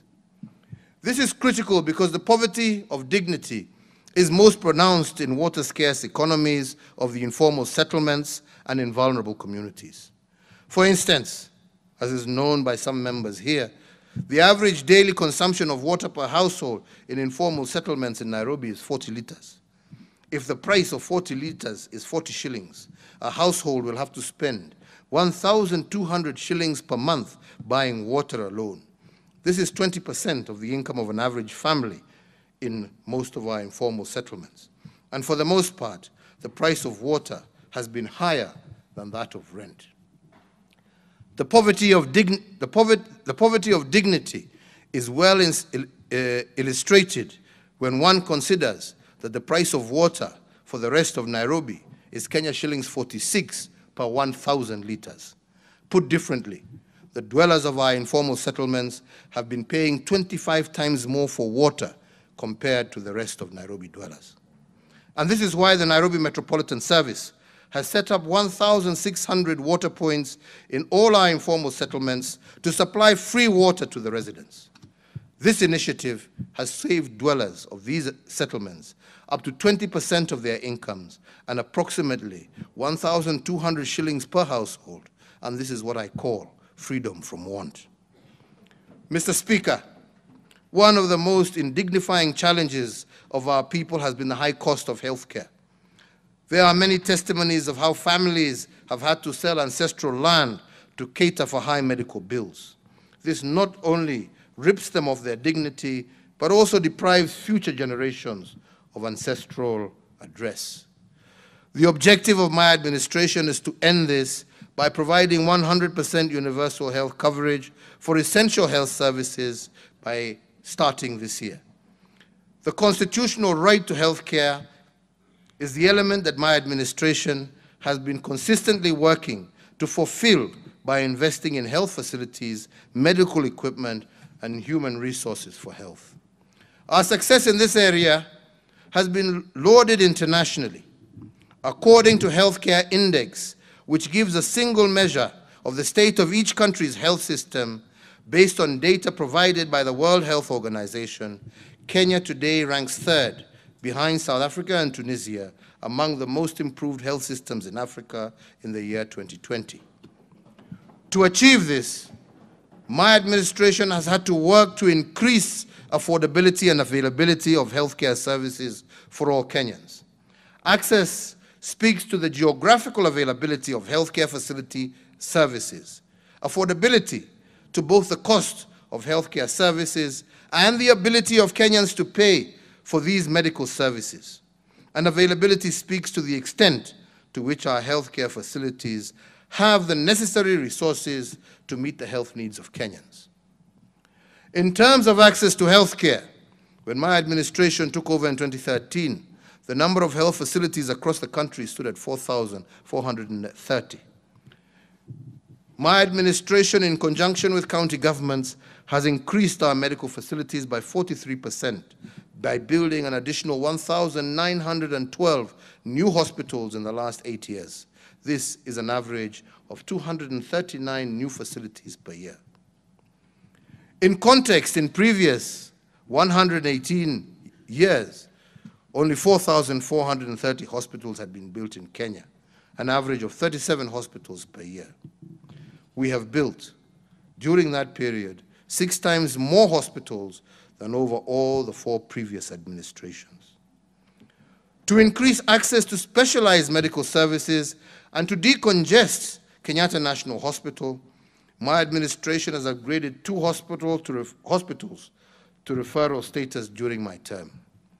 The upgraded hospitals are the Kenyatta University Teaching Referral Research Hospital and its Integrated Molecular Imaging Center in Nairobi County, and the Kenyatta Hospital Complex in Othaya in Nyeri County.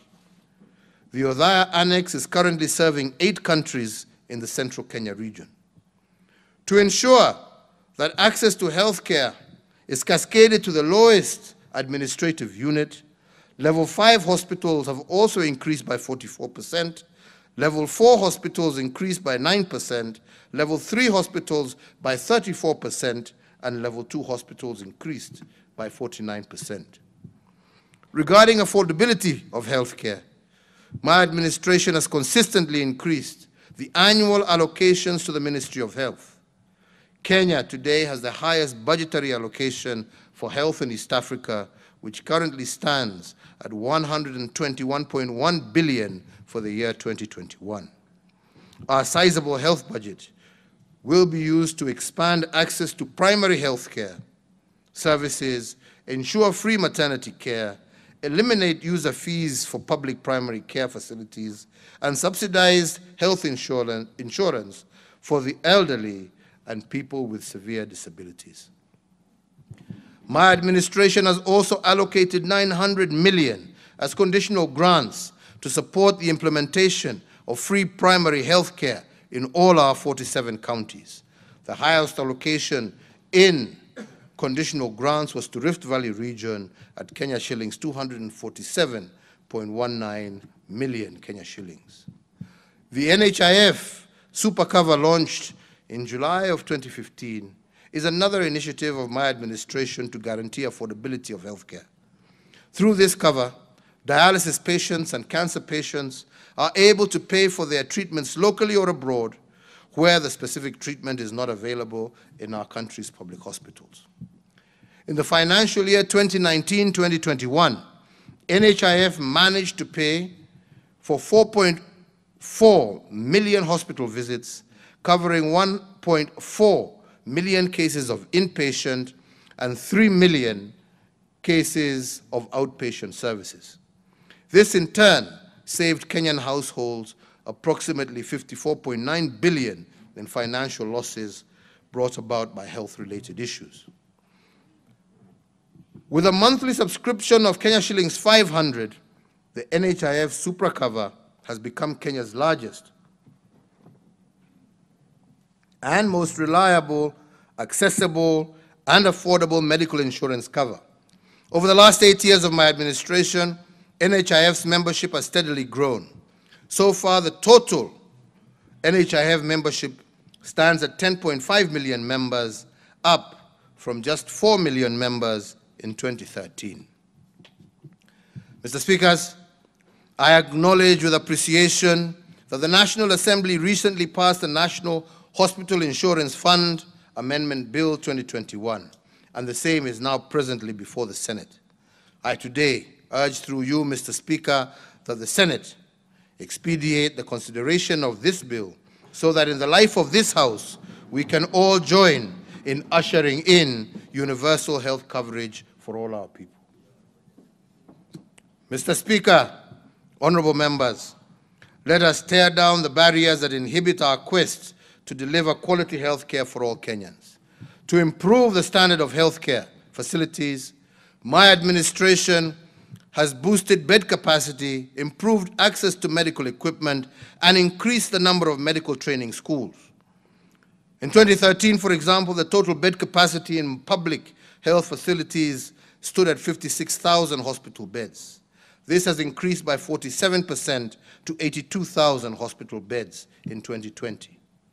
The northeastern region of our country has experienced the highest expansion in hospital bed capacity, up from 2,443 hospital beds in 2013 to 4,566 hospital beds in 2021. This is followed by the Nyanza region, which has experienced an expansion in bed capacity of 63%, from 9,249 hospital beds in 2013 to 15,054 hospital beds in 2020. Nairobi has also experienced an expansion of 57%, from 7,866 hospital beds in 2013 to 10,399 hospital beds in 2021.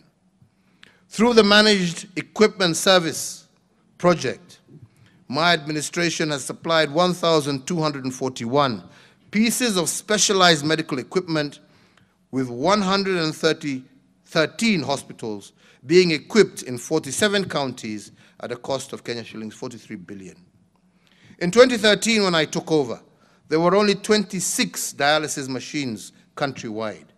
Today, that number stands at 603 dialysis machines. These machines have thus far benefited 383,000 patients, and through the NHIF scheme, they have saved Kenyans approximately 2.3 billion Kenya shillings. Similarly, we have increased the number of radiology and imaging machines across the Republic. Using the health insurance scheme, this has benefited 4,534,000 patients and saved Kenyans a total of 47.6 billion. Mr. Speakers, to add another arrow in our agenda on the management of cancer as part of our universal health coverage. About 1 month ago, I presided over the official opening of the Integrated Molecular Imaging Center at the Kenyatta University Referral Hospital. The groundbreaking facility is not just the first of its kind in Kenya, but for the entire sub-Saharan region.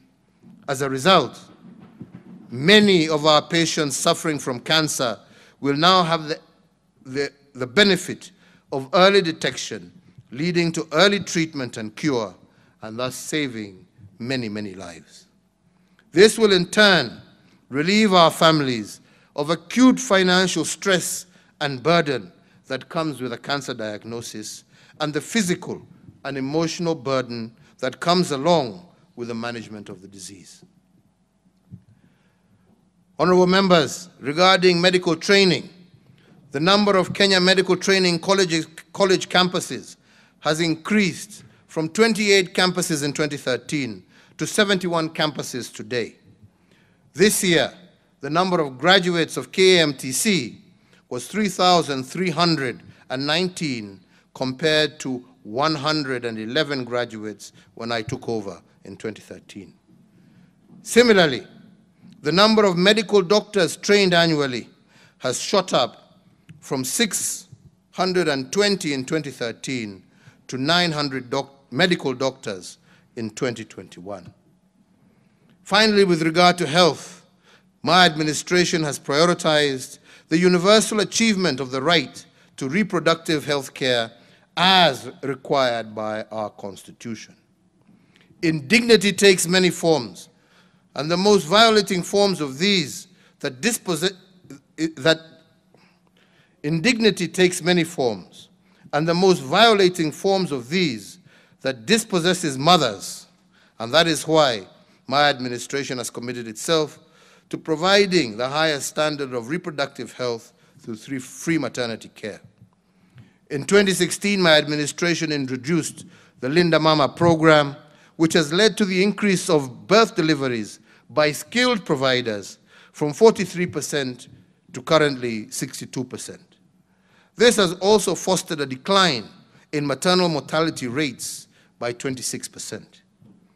Under Linda Mama, all pregnant women are eligible for free maternity health care, and even those women not covered under NHIF, each mother is allocated between 2,500 and Kenya shillings 30,000, depending on whether the birth is normal or by cesarean section. Thus far, Linda Mama has benefited 5.8 million Kenyan women and has saved Kenyans 81.4 billion through the health insurance component of the program. With Linda Mama, I am confident that we can achieve the freedom from want for our vulnerable mothers, and now our children can be born in dignity. On liberating our people from poverty of dignity and making them health assured, a good example is the work of the Nairobi Metropolitan Service. During one of my inspection tours during the COVID period in Mukuru Kwa Ruben, I was saddened to learn that 500,000 people were being served by a private health facility which only had 8 beds.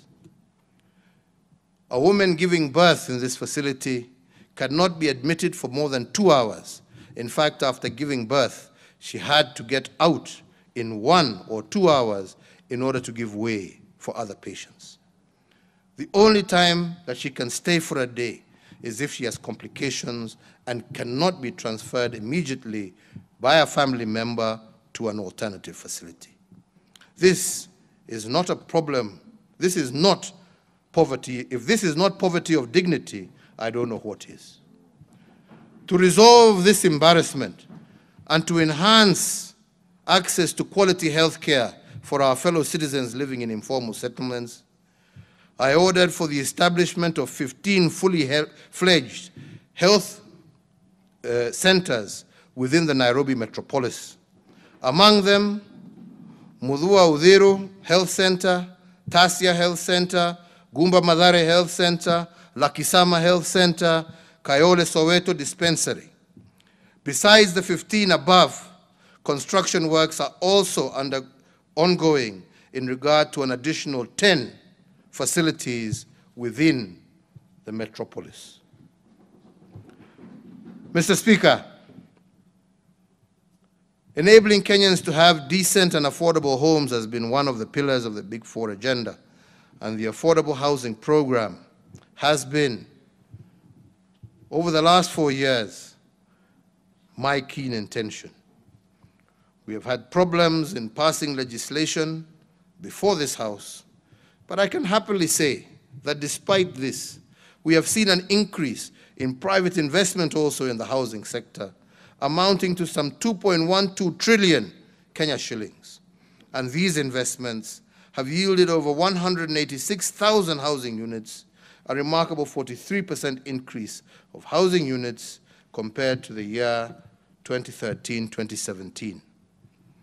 The general prices of houses have decreased slightly, and we must continue to see what it is that we can do together to increase the amount available in terms of affordable housing.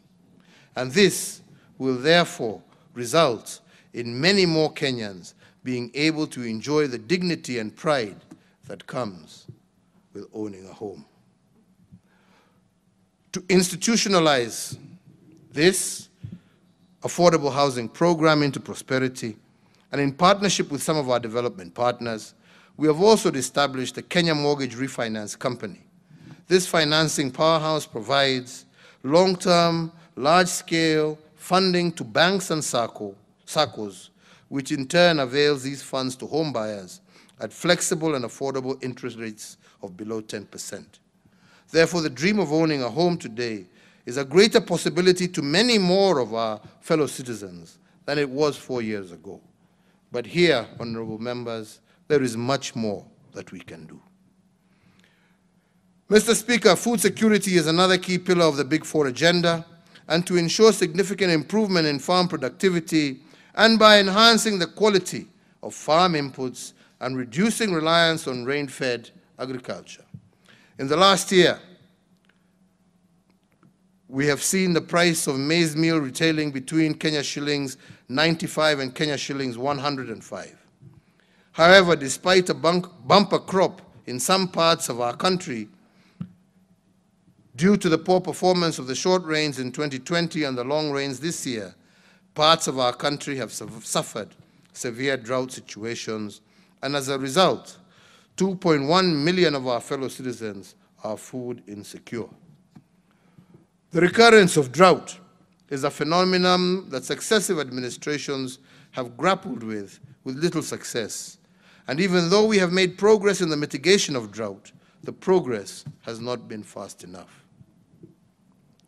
So as part of our state response, we launched an elaborate framework for ending drought emergencies in Kenya. The framework focused on investing in interventions that will build the resilience of all vulnerable households to drought. This included over Kenya shillings 25 billion investments in the foundations of development of such as sustainable peace building, conflict management, water harvesting, and supply, road construction and improvement, education and training, health and nutrition services. In addition, investment in community-based resilience and drought preparedness projects has also been accelerated through the support of the national as well as county governments, as well as our development partners. The aim of this investment is to improve the livelihoods of vulnerable households by diversifying their livelihoods. As we respond to the current drought, we have commenced with a livestock offtake program and initiated support to the affected citizens in a dignified manner through the cash transfer system, which is a cash transfer system of stipends to affected families that replaces the dignity of having to queue for the distribution of food portions. Mr. Speaker, the government will continue to support all vulnerable households and will endeavor to ensure that notwithstanding the severity of the winds of drought, that no Kenyan will die of hunger.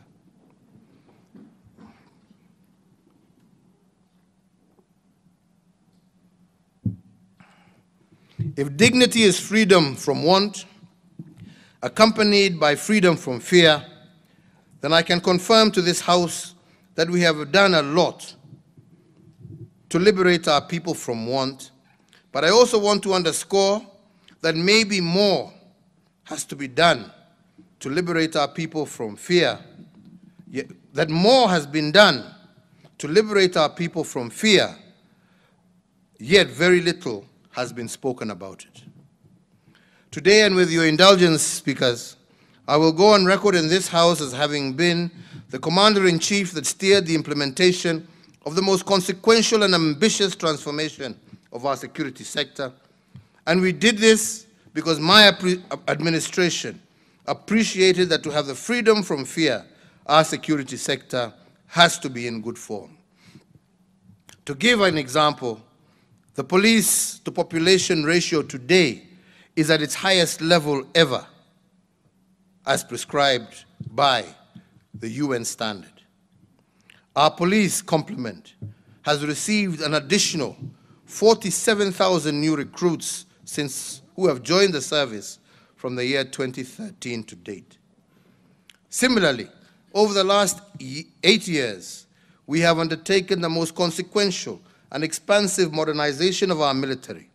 And in fact, the reform undertakings in the military are actually unparalleled in our nation's history.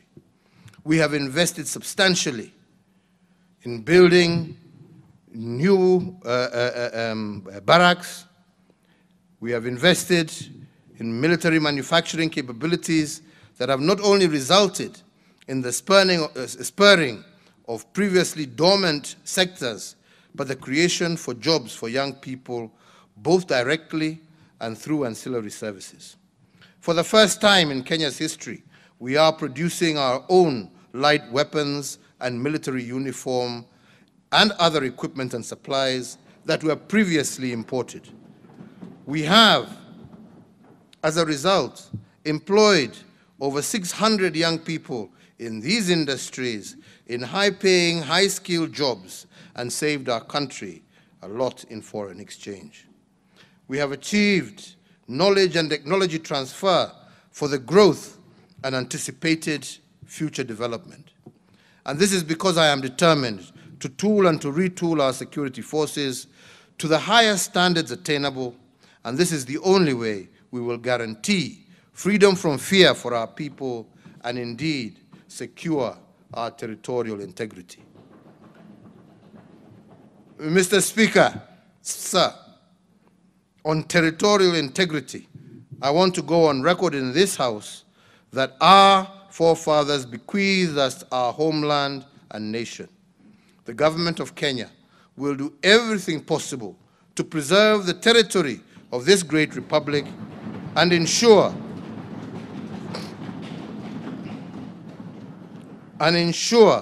that generation after generation of Kenyans dwell in it, as it is, in fact, intact and unencumbered. Mr. Speaker, honorable members, as I have said before, not an inch more and not an inch less.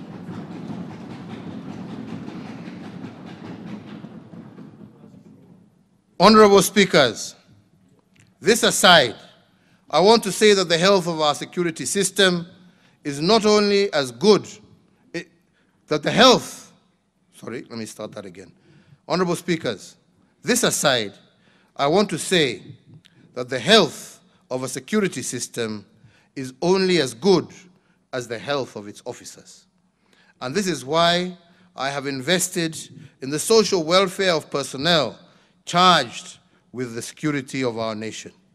We have reviewed their remuneration, allowances, benefits, housing and insurance, and we have also increased the capacity of their health facilities, used by our security organs.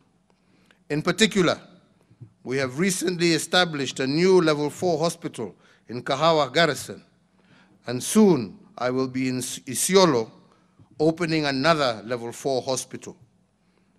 I recently commissioned a trauma and counseling center in Manda in Lamu County, and we shall also be breaking ground on an additional 3 Level 4 hospitals, one in Eldoret for the Defense Forces, one in Ruiru for the Prison Services, and one in Mbagathi for the National Police Service.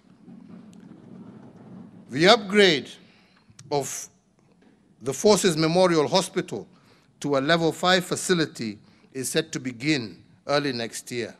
And in addition, there is the ongoing construction of the very first Level 6 hospital for the Defense Forces off Waiyaki Way in Nairobi.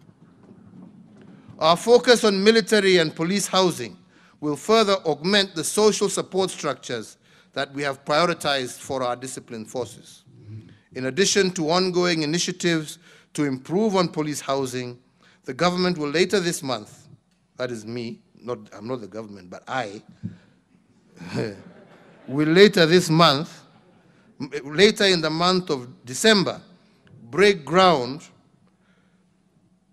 for the building of 3,500 houses for our military officers. Mr. Speaker, since I came into office in 2013, we have embarked on a path that has placed human development at our foremost priority. A nation is more than boundaries, borders, and territory. A nation is her people.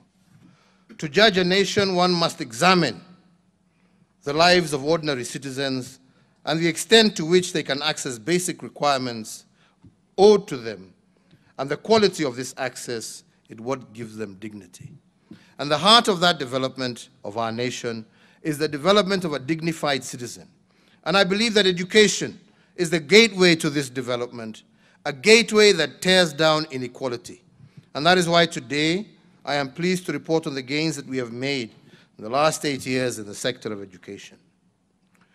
By the year 2030, our population is expected to be about 63 million. And out of this, about 38% of Kenya's population will be categorized as school-going. This means that 2 out of every 5 Kenyans will be in school. And in order to meet the ever-growing demand of the global landscape, we must prepare the next generation now, today, and not tomorrow. And that is why we have been committing each year to channeling a substantial amount of our national budgetary resources to our education sector. In the past financial year, we have ensured that about a quarter of our national budget was allocated to education. And in a call to action endorsed by several heads of state and government at this year's Global Education Summit, that Kenya was privileged to lead alongside the United Kingdom, my administration pledged to allocate 26% of our national expenditure to education in the coming financial year. And this, I believe, is an unachievable target, given that our current apportionment stands slightly less than a quarter. These dedicated funds have allowed us to achieve what was previously thought to be impossible goals. In 2009, the first year of free secondary education witnessed a 66.9% transition from primary to secondary school. But by 2018, we had increased that transition rate to 85.5%, and today we can proudly report that we have secured a true 100% transition rate for 3 successive years in our primary to secondary system. Equally important is to note that we have now achieved the global feat of a 1-to-1 book ratio in all our public primary and secondary schools. This has improved the quality of education and reduced the cost of education on parents. To further ensure that no Kenyan child is left behind, and therefore to effectively enhance the delivery of the compulsory basic education from primary through to secondary school, I am pleased to report to the House that since 2013, we have recruited an additional 107,000 teachers, approximately comprising of 54,775 primary school teachers and 52,453 secondary school teachers. Our enhancement of manpower in these institutions of basic education by over 25% has significantly mitigated the shortage of teachers in the country and in turn bridged the teacher-to-student ratio. Honorable members, ladies and gentlemen, in order to continue with these achievements, we need to secure the entire education ecosystem. We need to ensure that there is adequate infrastructure, comprehensive policy choices, skilled educators, and a healthy learning environment. In support of this, my administration has grown the number of schools at the pre-primary and primary school levels from 3,764 in 2007 to 10,118 in 2021, and we are building an average of over 1,265 schools each year.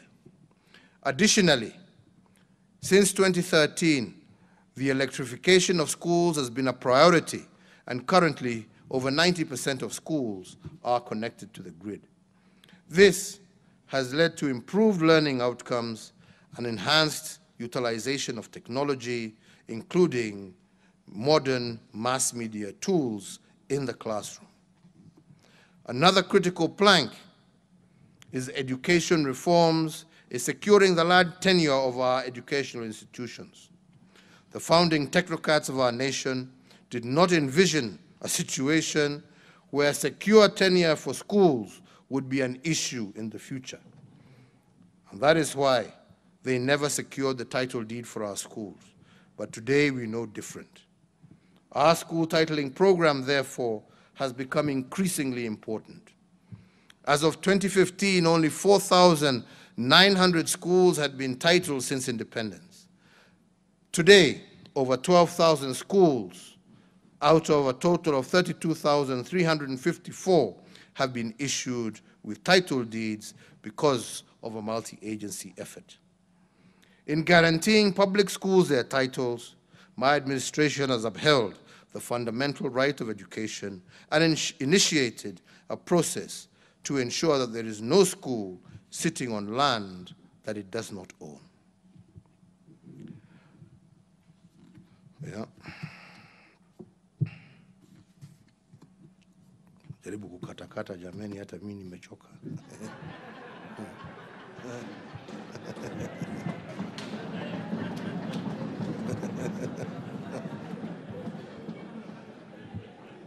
Honorable Speaker, honorable members, let me conclude my address by speaking about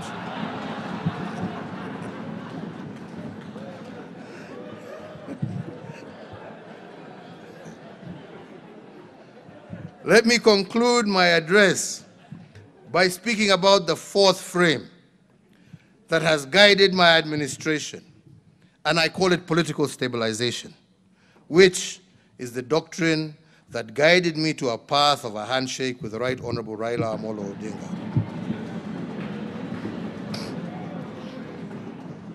Honorable members, undoubtedly, as I have tried to explain, my administration has secured an impressive economic acceleration, including the doubling of our GDP from 4.74 trillion to 11 trillion shillings. We have also made big push investments that have spurred development, revived debt capital, and boosted entrepreneurship. We have also restored dignity to our people through water and sanitation, healthcare, education, roads, and security reforms. However, all of this would amount to very little without political stabilization. If every 5 years, toxic political climate and election time tensions would reverse the gains painfully secured, our impressive development record of accomplishment would be an immense tower, sadly built on sand but not rock. For the record, political stabilization is not an end in itself. It is a continuous process that every administration even those that come after me, must apply their minds to and secure. And let me explain.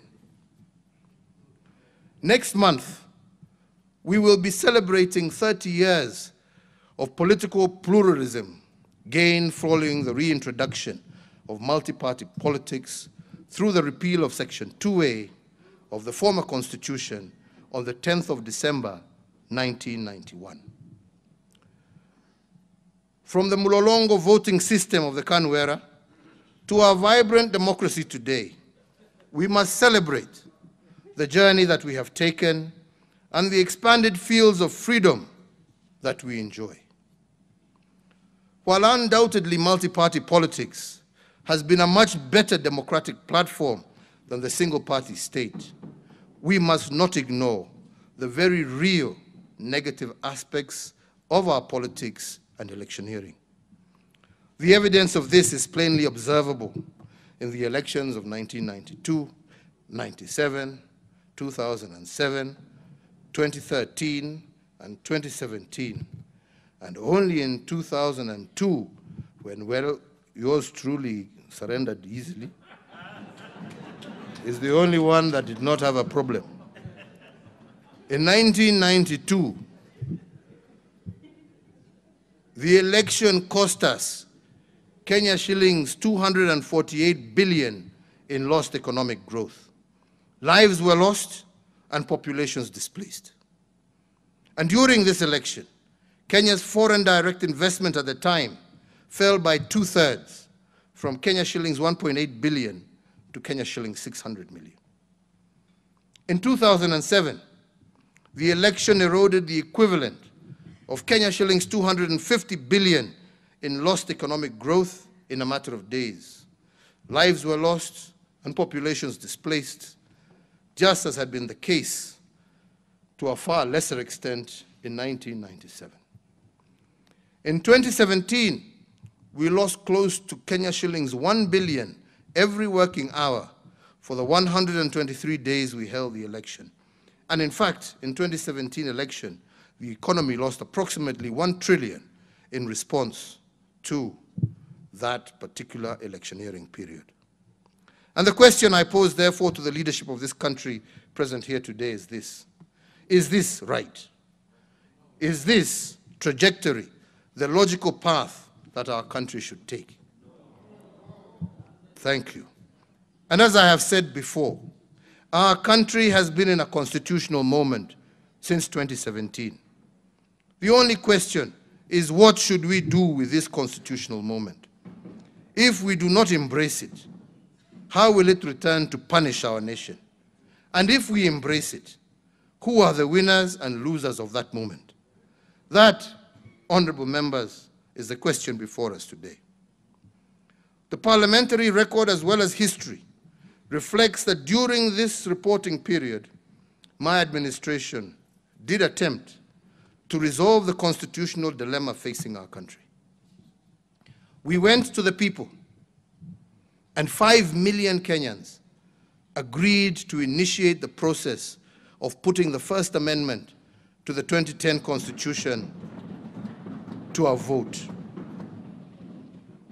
The First Amendment, honorable members, was thereafter taken to county assemblies, where it received nearly unanimous endorsement. In this august parliament, the people's elected representative gave the first mandate a clear nod of approval by a margin in excess of 2/3. If indeed, and I speak to those that need to listen to this, if indeed Article 1 of the 2010 Constitution states that all sovereign power rests in the people of Kenya and can be exercised either directly or through their representatives, the people made their voices heard with regard to the First Amendment.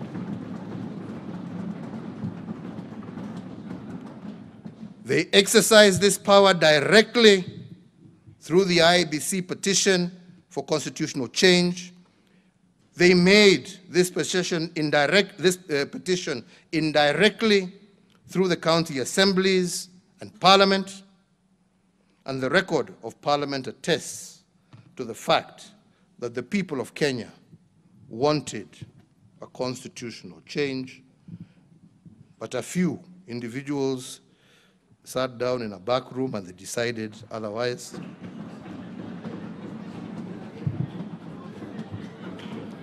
That said, and this being a house of records, I must record what we lost from the First Amendment, and I am doing this for parliamentary record and for posterity. The first loss was equity in resource allocation. In missing the First Amendment to the 2010 Constitution, Kenya missed the possibility to increase the minimum county allocation from the current 15% to 35%. My administration, as I mentioned earlier, has increased this allocation to 30%, but this only through administrative fiat. But to anchor this goodwill in the Constitution so that devolution is embedded, we wanted a constitutional amendment that was clear and certain. This, honorable members, did not happen. Had this amendment been adopted, counties would have by law received Kenya shillings 562 billion instead of the 316 billion allocated to them in the 2020-21 budget, an increase of over 75% of their current allocation. The second loss, honorable members, from the First Amendment was proportional representation.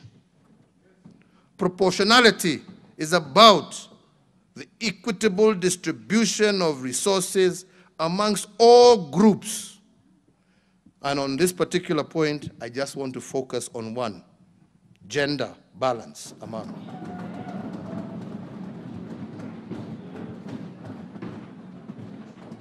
The First Amendment to our Constitution would have ensured that 50% of all senators were women.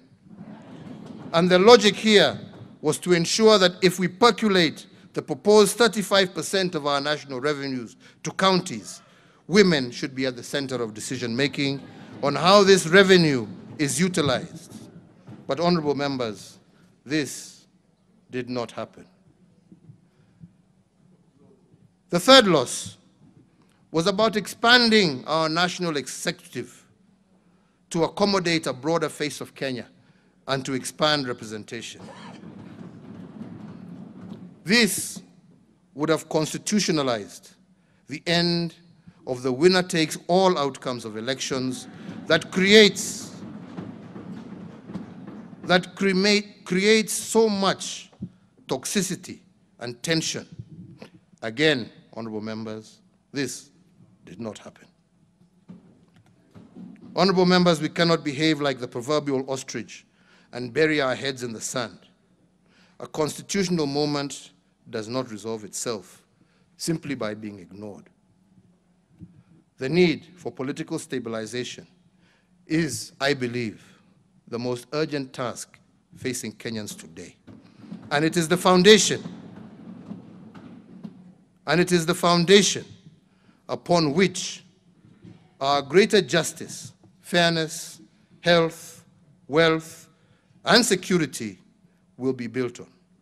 And for this reason, I want to believe, honorable members, that that which did not happen will happen.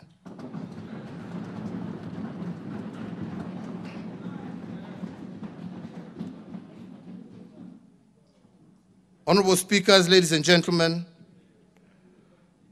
I have given an account of my tenure in office for the last 8 years with a focus on the last year. I want to thank all members of Parliament in both houses for their individual and collective contribution to the realization of our legislative agenda. Over this last year, the National Assembly considered and passed 30 bills, while the Senate passed 19 bills, out of which 3 bills have received presidential assent, while 16 others are before the National Assembly. Mr. Speaker, I also note with appreciation that the National Assembly considered and approved 4 sessional papers, 36 statutory instruments, 15 treaties over the past 1 year, including the Economic Partnership Agreement between the Republic of Kenya and the United Kingdom and Northern Ireland. As you are aware, there are a number of critical legislative proposals emanating from the executive, which are still pending in Parliament. And to that end, I urge Parliament to expedite and conclude on the legislative process so that we can have those urgently needed pieces of legislation in place. My administration has also submitted the Huduma Bill, which is so far conclusively institutionalized the reforms of the national identity ecosystem through the establishment of the National Integrated Identity Management System. The other seminal legislative proposals include the Political Parties Amendment Bill, the Political Party Membership Regulation, the Government Contracts Bill, the Kenya National Blood Transfusion Bill, the Irrigation Amendment Bill 2021, the Irrigation Amendment Bill, the Kenya National Library Services Bill, the Proceeds of Crime and Anti-Money Laundering Amendment Bill 2021, and once enacted into law, the Proceeds of Crime and Anti-Money Laundering Amendment will enhance the integrity of our financial system by closing the last loopholes in our war against money laundering and other such maneno. This amendment is not in any way expected to erode a key tenet of the legal practice of advocate-client privilege. I, however, note that on Friday this week, Parliament shall proceed to its traditional long recess. To that end, through you, Honorable Speakers, I urge Parliament to consider adjusting its calendar to ensure that all the critical legislation and legal instruments, including those related to elections, are concluded in a timely manner. As we look for the future, honorable members, I see great promise. However, just as I said earlier, we must be bold enough to shape it. In just about 8 years, our National Development Blueprint, Kenya Vision 2030, will have run its course, and with it will come the dawn of the 4th decade of the 21st century. By 2030, Kenya will be home to about 63 million of us. The foundation that successive administrations have built will bear true dividends if we boldly reimagine our futures. But if we go it alone, we might not secure the best opportunities for our children. In my eyes, our best chance as individual African nations is to embrace a continent where there is free movement of persons, goods, services, and capital, as is characterized under the Africa Free Trade Arrangement. This is because, as I have said before, we are not competitors, but rather comrades with a shared dream which will be achieved much faster through collaboration. The Pan-African dream of our founding fathers that inspired the establishment of the Organization of African Unity that transitioned ultimately to the African Union must transcend to being beyond an inspiration. For Kenya to lead towards this course, on assuming the presidency for my 2nd term, I issued a directive that any African wishing to visit Kenya would be eligible to receive a visa at the point of entry. I did this in the full realization that to secure the prosperity of Kenyans, East Africans, and Africans, we must begin in earnest to break down the walls that divide and separate us. So, Mr. Speaker, or Mr. Speakers, I challenge Parliament to put in place the legal framework to lead to closer union with our brethren in East Africa and across the continent, and to advocate for a shared for shared prosperity, greater fraternity, and greater security in Africa. Mr. Speaker, this intent must, however, be preceded by a solidification of the various regional blocs, and in particular, our own East African community. I say this because the whole is greater than the sum of its parts. When each part appreciates its role and the contribution of other parts, then the body is able to function effectively. The African Union will only be strong and vibrant when our regional blocs are of similar character. We must simultaneously re-energize our common bond as brothers and sisters in East Africa, even as we craft a path to the single African Union. This, Mr. Speaker, is the future that I see, and Mr. Speakers lead this Parliament in tearing down these barriers. So, honorable speakers, honorable members, it is now my high privilege and extreme pleasure to submit to Parliament the following 3 reports as required by the Katiba. A, report on measures taken and progress achieved in the realization of our national values 2020, report on progress made in fulfilling the international obligations of the Republic 2020, and C, report on the state of security of Kenya 2020. I have the pleasure of submitting alongside the constitutionally required reports, the report on the Kenya Business Climate Reforms Milestone Report 2020-21. I submit the report in recognition that micro, small, and medium enterprises remain the lifeblood of our economy, and as I stated earlier, my administration has instituted various reforms over the last years that tore down the barriers that constrain the growth of micro, small, and medium enterprises, enabling these enterprises to seize more opportunities and build back better. In that regard, I commit the reports of the record to the record of Parliament so as to maintain the momentum of the powerful engine that has kept our economy roaring. I thank you all, and may God bless you, and may God bless, preserve, and protect the Republic of Kenya and her people. And now, therefore, I hand over the reports to the Speaker of the Senate and the Speaker of the National Assembly in that order. Asanteni sana.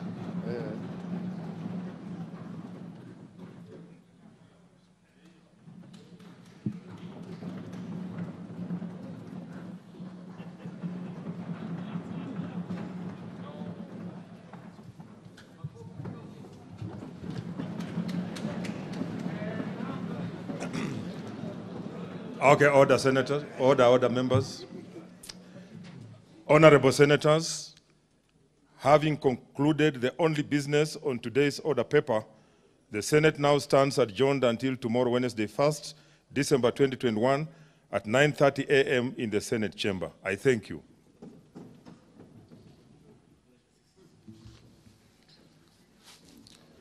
Honourable members of the National Assembly, the National Assembly now stands adjourned until Wednesday, 1st of December 2021 at 9:30 a.m. All honourable members and invited guests will join His Excellency the President for our reception at the Parliament Courtyard, just in front. In the meantime, honourable members, please remain standing in your places as His Excellency the President and the Speaker's procession leave the chamber. I thank you.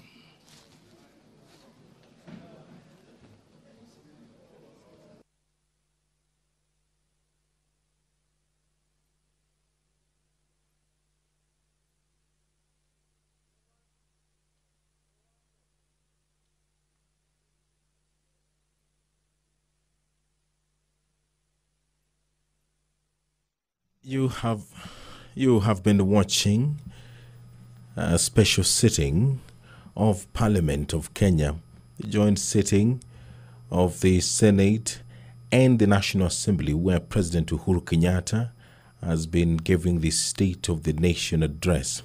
This broadcast was made available courtesy of the Parliamentary Broadcasting Unit in conjunction with the Kenya Broadcasting Corporation.